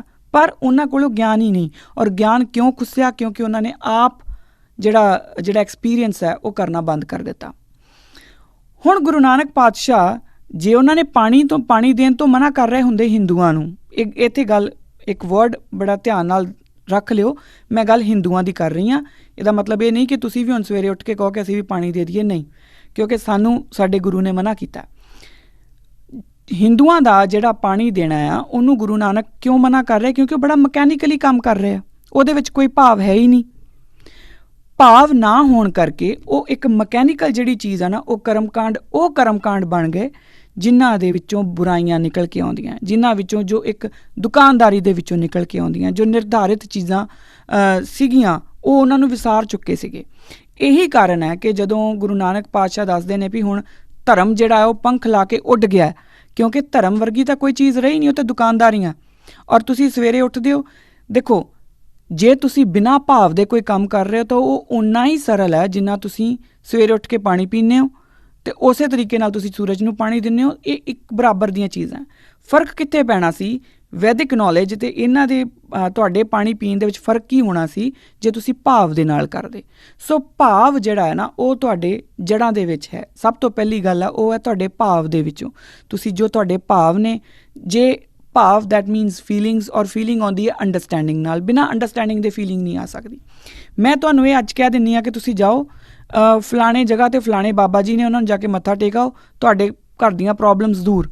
ਤੁਸੀਂ ਭੱਜੇ ਜਾਓਗੇ ਕਿਉਂਕਿ ਉਹ ਇੱਕ ਸ਼ਾਰਟਕਟ ਹੈ। ਅਤੇ ਜੇ ਮੈਂ ਤੁਹਾਨੂੰ ਉਹੀ ਕਰਮ ਕਰਨ ਨੂੰ ਕਹੂੰਗੀ ਕਿ ਨਹੀਂ ਜੀ ਵੇਖੋ ਤੁਹਾਡੇ ਘਰ ਦੀ ਇਹ ਪ੍ਰੋਬਲਮ ਹੈ, ਤੁਸੀਂ ਆਹ ਕੰਮ ਕਰ ਲਓ ਆਪਣੇ, ਤੁਹਾਡੇ ਘਰ ਦੀ ਪ੍ਰੋਬਲਮ, ਤੁਹਾਨੂੰ ਅਗਰ ਗਰੀਬੀ ਹੈ, ਮਿਹਨਤ ਕਰੋ, ਚਲੋ ਬਹੁਤਾ ਨਹੀਂ ਤਾਂ ਰੋਟੀ ਜੋਗੇ ਤਾਂ ਹੋਵਾਂਗੇ ਹੀ। ਉਹ ਸਾਰਾ ਕੁਝ ਕਰਨ ਤੋਂ ਬਾਅਦ ਅਗਰ ਇਹ ਸਾਰਾ ਹੋ ਜਾਂਦਾ ਅਤੇ ਪਰ ਉਹ ਤੁਹਾਨੂੰ ਲੱਗੂਗਾ ਕਿ ਨਹੀਂ ਜੀ ਇਹ ਤਾਂ ਬਹੁਤ ਲੰਬਾ ਰਸਤਾ। ਹੁਣ ਗੁਰੂ ਨਾਨਕ ਤੁਹਾਨੂੰ ਉਸ ਮੁੱਢ ਵਾਲੇ ਰਸਤੇ ਵੱਲ ਜੋੜਦੇ ਆ। ਉਹ ਮੁੱਢ ਦਾ ਰਸਤਾ ਕੀ ਹੈ ਕਿ ਤੁਹਾਨੂੰ ਆਪਣਾ ਕੰਮ ਆਪ ਕਰਨਾ ਪੈਣਾ ਆ, ਆਪਣ ਹੱਥੀਂ ਆਪਣਾ ਆਪੇ ਹੀ ਕਾਜ ਸਵਾਰੀਆਂ। ਸਾਨੂੰ ਜੋ ਵੈਦਿਕ ਇਤਿਹਾਸ 'ਚੋਂ ਜੋ ਸਾਨੂੰ ਸਿੱਖਿਆ ਲੈਣ ਦੀ ਲੋੜ ਹੈ ਉਹ ਸਿਰਫ ਇੰਨੀ ਕੀ ਹੈ ਕਿ ਅਗਰ ਅਸੀਂ ਆਪਣੇ ਆਪ ਨੂੰ ਖੁਦ ਇੱਕ ਲੈਵਲ ਦੇ ਉੱਤੇ ਤੱਕੜੀ ਦੇ ਵਿੱਚ ਤੋਲਦੇ ਨਹੀਂ, ਅਗਰ ਅਸੀਂ ਆਪ ਪੜ੍ਹਨਾ ਸ਼ੁਰੂ ਨਹੀਂ ਕਰਦੇ, ਬਹੁਤ ਹੌਲੀ ਹੌਲੀ ਅਸੀਂ ਵੀ ਉਸੇ ਲੈਵਲ 'ਤੇ ਜਾ ਕੇ ਖਲੋ ਜਾਵਾਂਗੇ ਜਿੱਥੇ ਗੁਰੂ ਨਾਨਕ ਪਾਤਸ਼ਾਹ ਸਾਨੂੰ ਪੁੱਛਣਗੇ ਕਿ ਤੁਸੀਂ ਆਹ ਕੰਮ ਕਿਉਂ ਕਰ ਰਹੇ ਸੀ, ਤੁਸੀਂ ਸਵੇਰੇ ਜਪਜੀ ਸਾਹਿਬ ਦਾ ਪਾਠ ਕਿਉਂ ਕਰ ਰਹੇ ਸੀ, ਸੁਖਮਨੀ ਸਾਹਿਬ ਦਾ ਪਾਠ ਕਿਉਂ ਕਰ ਰਹੇ ਸੀ। ਅਤੇ ਸਾਡੇ ਕੋਲ ਕੋਈ ਜਵਾਬ ਹੋਣਾ ਨਹੀਂ। ਕਿਉਂਕਿ ਅਸੀਂ ਗੁਰਬਾਣੀ ਨੂੰ ਸਮਝਿਆ ਨਹੀਂ। ਅਸੀਂ ਇਹ ਸਮਝਿਆ ਹੀ ਨਹੀਂ ਕਿ ਜਪਜੀ ਸਾਹਿਬ ਸਵੇਰੇ ਹੀ ਕਿਉਂ ਕਰਨੇ ਅਤੇ ਰਹਿਰਾਸ ਸਾਹਿਬ ਜਿਹੜੇ ਆ ਉਹ ਸ਼ਾਮ ਨੂੰ ਹੀ ਕਿਉਂ ਕਰਨੇ। ਅਸੀਂ ਇਹ ਸਮਝਿਆ ਨਹੀਂ, ਸਾਨੂੰ ਦੱਸ ਦਿੱਤਾ ਗਿਆ, ਅਸੀਂ ਕਰਨਾ ਸ਼ੁਰੂ ਕਰ ਦਿੱਤਾ। ਬਿਲਕੁਲ ਇਹ ਗੱਲ ਸੱਚ ਹੈ ਕਿ ਜਪਜੀ ਸਾਹਿਬ ਔਰ ਰਹਿਰਾਸ ਸਾਹਿਬ ਔਰ ਇਹ ਜਿਹਦੇ ਨਾਲ ਹੋਇਆ, ਜਿਹਨੇ ਹੰਢਾਇਆ ਹੈ ਨਾ, ਉਹ ਦੱਸ ਸਕਦਾ ਹੈ। ਉਹਨਾਂ ਨਾਲ ਫ਼ਰਕ ਪੈਂਦਾ ਆ, ਤੁਹਾਡੀ ਆਪਣੀ ਲਾਈਫ ਦੇ ਵਿੱਚ ਬਹੁਤ ਫ਼ਰਕ ਪੈਂਦਾ, ਤੁਹਾਡੀ ਆਪਣੀ ਪਰਸਨੈਲਿਟੀ 'ਚ ਬਹੁਤ ਫ਼ਰਕ ਪੈਂਦਾ, ਪਰ ਭਾਵ ਲੈ ਕੇ ਆਉਣ ਦੀ ਲੋੜ ਆ। ਸੋ ਕਰਮ ਕਾਂਡਾਂ ਦਾ ਜੋ ਅੱਜ ਦੀ ਮੇਰੀ ਤੁਹਾਡੇ ਨਾਲ ਡਿਸਕਸ਼ਨ ਆ ਉਹ ਇੰਨੀ ਕੁ ਹੈ ਕਿ ਕੋਈ ਵੀ ਉਹ ਚੀਜ਼ ਜੋ ਬਿਨਾਂ ਭਾਵ ਦੇ ਤੁਸੀਂ ਕਰੋਗੇ, ਜੋ ਕਿਸੇ ਦੇ ਦੱਸੇ 'ਤੇ ਕਰਨੀ ਸ਼ੁਰੂ ਕਰ ਦੋਗੇ, ਉਹ ਕਰਮ ਕਾਂਡ ਹੋ ਜਾਊਗੀ। ਉਹ ਕਰਮ ਕਾਂਡ ਨਾ ਹੋਵੇ, ਇਸ ਕਰਕੇ ਤੁਹਾਨੂੰ ਖੁਦ ਨੂੰ ਪੜ੍ਹਨਾ ਬਹੁਤ ਜ਼ਰੂਰੀ ਹੈ। ਪੜ੍ਹ ਨਹੀਂ ਸਕਦੇ ਸੁਣ ਨਹੀਂ ਸਕਦੇ ਤਾਂ ਪੁੱਛੋ, ਘੱਟੋ ਘੱਟ ਸਵਾਲ ਤਾਂ ਕਰੋ। ਪੁੱਛੋ ਤਾਂ ਸਹੀ ਕਿ ਬਾਬਾ ਜੀ ਜਿਹੜੀ ਤੁਸੀਂ ਐਨਰਜੀ ਦੀ ਗੱਲ ਕਰਦੇ ਹੋ ਉਹ ਐਨਰਜੀ ਕਿੱਥੋਂ ਆਈ। ਆਪਾਂ ਤਾਂ ਸਿਰਫ ਇੱਕ ਫੈਂਸੀ ਆਈਡੀਆ ਵੱਲ ਪਿੱਛੇ ਚੱਲ ਜਾਂਦੇ ਹਾਂ। ਛੋਟੀ ਜਿਹੀ ਕੋਈ ਗੱਲ ਆਉਂਦੀ ਹੈ, ਸਾਨੂੰ ਲੱਗਦਾ ਕਿ ਆਹੀ ਸਭ ਠੀਕ ਹੈ, ਬਾਕੀ ਸਭ ਤਾਂ ਪੁਰਾਣਾ ਹੋ ਗਿਆ, ਆਰਥੋਡਾਕਸ ਹੋ ਗਿਆ। ਇੰਝ ਨਹੀਂ ਹੁੰਦਾ। ਸਾਨੂੰ ਇਹ ਸਭ ਕੁਛ ਨਹੀਂ ਕਰਨਾ। ਸਾਨੂੰ ਗੁਰੂ ਮਹਾਰਾਜ ਨੇ ਇੱਕ ਰਾਹ ਦੱਸਿਆ ਹੈ। ਸਾਨੂੰ ਉਸ ਰਾਹ ਦੇ ਉੱਤੇ ਚੱਲਦੇ ਹੋਏ ਆਪਣੇ ਜਿਹੜੇ ਸਾਡੇ ਜੋ ਰਿਵਾਜ ਨੇ, ਜੋ ਸਾਡੇ ਕੰਮ ਨੇ, ਜੋ ਸਾਡੇ ਕਰਮ ਨੇ, ਉਹ ਕਰਮ ਕਾਂਡ ਵਿੱਚ ਨਾ ਬਦਲ ਜਾਣ, ਇਸ ਲਈ ਕੰਮ ਕਰਨਾ ਪਊਗਾ। ਹੁਣ ਗੁਰੂ ਨਾਨਕ ਪਾਤਸ਼ਾਹ ਕਿਹੜੇ ਕਰਮ ਕਾਂਡਾਂ ਤੋਂ ਮਨਾ ਕਰਦੇ ਨੇ, ਉਹ ਸਾਰੇ ਆਪਾਂ ਅਗਲੇ ਐਪੀਸੋਡ ਦੇ ਵਿੱਚ, ਅਗਲੀ ਕਿਸ਼ਤ ਵਿੱਚ ਗੱਲ ਕਰਾਂਗੇ। ਅਖੀਰ ਦੇ ਉੱਤੇ ਸਿਰਫ ਇੱਕੋ ਗੱਲ ਹੀ ਕਹੂੰਗੀ ਕਿ ਜਦੋਂ ਅਸੀਂ ਕੋਈ ਵੀ ਕੰਮ, ਚਾਹੇ ਉਹ ਪਾਠ ਕਰਨਾ ਹੈ, ਚਾਹੇ ਉਹ ਮੱਥਾ ਟੇਕਣਾ ਹੈ, ਜਦੋਂ ਅਸੀਂ ਬਿਨਾਂ ਭਾਵ ਦੇ, ਬਿਨਾਂ ਸਮਝੇ, ਬਿਨਾਂ ਸੋਚੇ, ਬਿਨਾਂ ਫੀਲ ਕੀਤੇ ਕਰਦੇ ਹਾਂ, ਸਿਰਫ ਇਸ ਲਈ ਕਿ ਇੱਕ ਫੋਰਮੈਲਿਟੀ ਹੈ, ਗੁਰਦੁਆਰੇ ਗਿਆ ਮੱਥਾ ਟੇਕਣਾ ਪੈਣਾ, ਲੋਕ ਕੀ ਕਹਿਣਗੇ, ਉਹ ਜਦੋਂ ਅਸੀਂ ਸਿਰਫ ਇੱਕ ਫੋਰਮੈਲਿਟੀ ਦੇ ਲਈ ਕੰਮ ਕਰਦੇ ਹਾਂ ਨਾ, ਤਾਂ ਉਦੋਂ ਫਿਰ ਗੁਰੂ ਮਹਾਰਾਜ ਕਹਿੰਦੇ ਆ, ਮਨਮੁਖ ਕਰਮ ਕਮਾਵਣੇ ਜਿਉ ਦੁਹਾਗਣ ਤਨ ਸਿੰਗਾਰ। ਜਿਵੇਂ ਦੁਹਾਗਣ ਦੇ ਸਿੰਗਾਰ ਦਾ ਕੋਈ ਫਾਇਦਾ ਨਹੀਂ ਹੁੰਦਾ। ਕਿਉਂਕਿ ਉਹਦਾ ਕੰਤ ਉਹਨੂੰ ਦੇਖਦਾ ਹੀ ਨਹੀਂ। ਇਸ ਤਰੀਕੇ ਨਾਲ ਬਿਨਾਂ ਫੀਲ ਕੀਤੇ, ਬਿਨਾਂ ਸਮਝੇ, ਬਿਨਾਂ ਸੋਚੇ ਜਦੋਂ ਤੁਸੀਂ ਕੋਈ ਕੰਮ ਕਰਦੇ ਹੋ, ਤੁਹਾਡਾ ਕਰਮ ਕਾਂਡ ਬਣਦਾ, ਉਸ ਕਰਮ ਦਾ ਕੋਈ ਫਾਇਦਾ ਨਹੀਂ ਹੋਊਗਾ। ਉਸ ਤੋਂ ਬਿਨਾਂ ਕੁਛ ਵੀ ਹੋਊਗਾ ਉਹਦਾ ਫਾਇਦਾ ਜ਼ਰੂਰ ਹੋਊਗਾ। ਔਰ ਇਹਦੇ ਉੱਤੇ ਆਪਾਂ ਡਿਸਕਸ਼ਨ ਅਗਲੇ ਐਪੀਸੋਡ ਦੇ ਵਿੱਚ ਕਰਾਂਗੇ ਕਿ ਗੁਰੂ ਨਾਨਕ ਪਾਤਸ਼ਾਹ ਕਿਹੜੇ ਕਰਮ ਕਾਂਡਾਂ ਨੂੰ ਕਿਉਂ ਮਨਾ ਕਰਦੇ ਨੇ, ਕਿਸ ਤਰ੍ਹਾਂ ਚੱਲਦੇ ਨੇ, ਉਹਦੇ ਬਾਰੇ ਆਪਾਂ ਅਗਲੀ ਵਾਰੀ ਗੱਲ ਕਰਾਂਗੇ। ਅੱਜ ਦੇ ਲਈ ਮੈਂ ਇੰਨਾ ਹੀ ਕਹਿੰਦੇ ਹੋਏ ਆਪਣੇ ਬਾਣੀ ਨੂੰ ਵਿਸ਼ਰਾਮ ਦਊਂਗੀ ਜੀ। ਔਰ ਤੁਸੀਂ ਸਾਰੇ ਆਪਣਾ ਜੋ ਵੀ ਤੁਹਾਡੇ ਸਵਾਲ ਹੋਣ, ਚੰਗੇ ਬੁਰੇ, ਵੱਡੇ ਛੋਟੇ, ਜੋ ਵੀ ਸਵਾਲ ਤੁਹਾਨੂੰ ਲੱਗਣ, ਉਹ ਮੈਨੂੰ ਜ਼ਰੂਰ ਤੁਸੀਂ ਲਿਖ ਕੇ ਭੇਜਿਓ। ਆਪਾਂ ਉਹਦੇ ਹੱਲ ਕਰਨ ਦਾ, ਉਹਦਾ ਜਵਾਬ ਲੱਭਣ ਦਾ ਕੋਸ਼ਿਸ਼ ਕਰਾਂਗੇ। ਵਾਹਿਗੁਰੂ ਜੀ ਕਾ ਖਾਲਸਾ, ਵਾਹਿਗੁਰੂ ਜੀ ਕੀ ਫਤਿਹ। ਅਕਾਲ ਚੈਨਲ ਨੂੰ ਸਬਸਕ੍ਰਾਈਬ ਕਰੋ। ਨਵੀਂ ਵੀਡੀਓਜ਼ ਦੀ ਨੋਟੀਫਿਕੇਸ਼ਨ ਦੇ ਲਈ ਬੈਲ ਆਈਕਨ ਨੂੰ ਕਲਿੱਕ ਕਰਨਾ ਨਾ ਭੁੱਲਣਾ।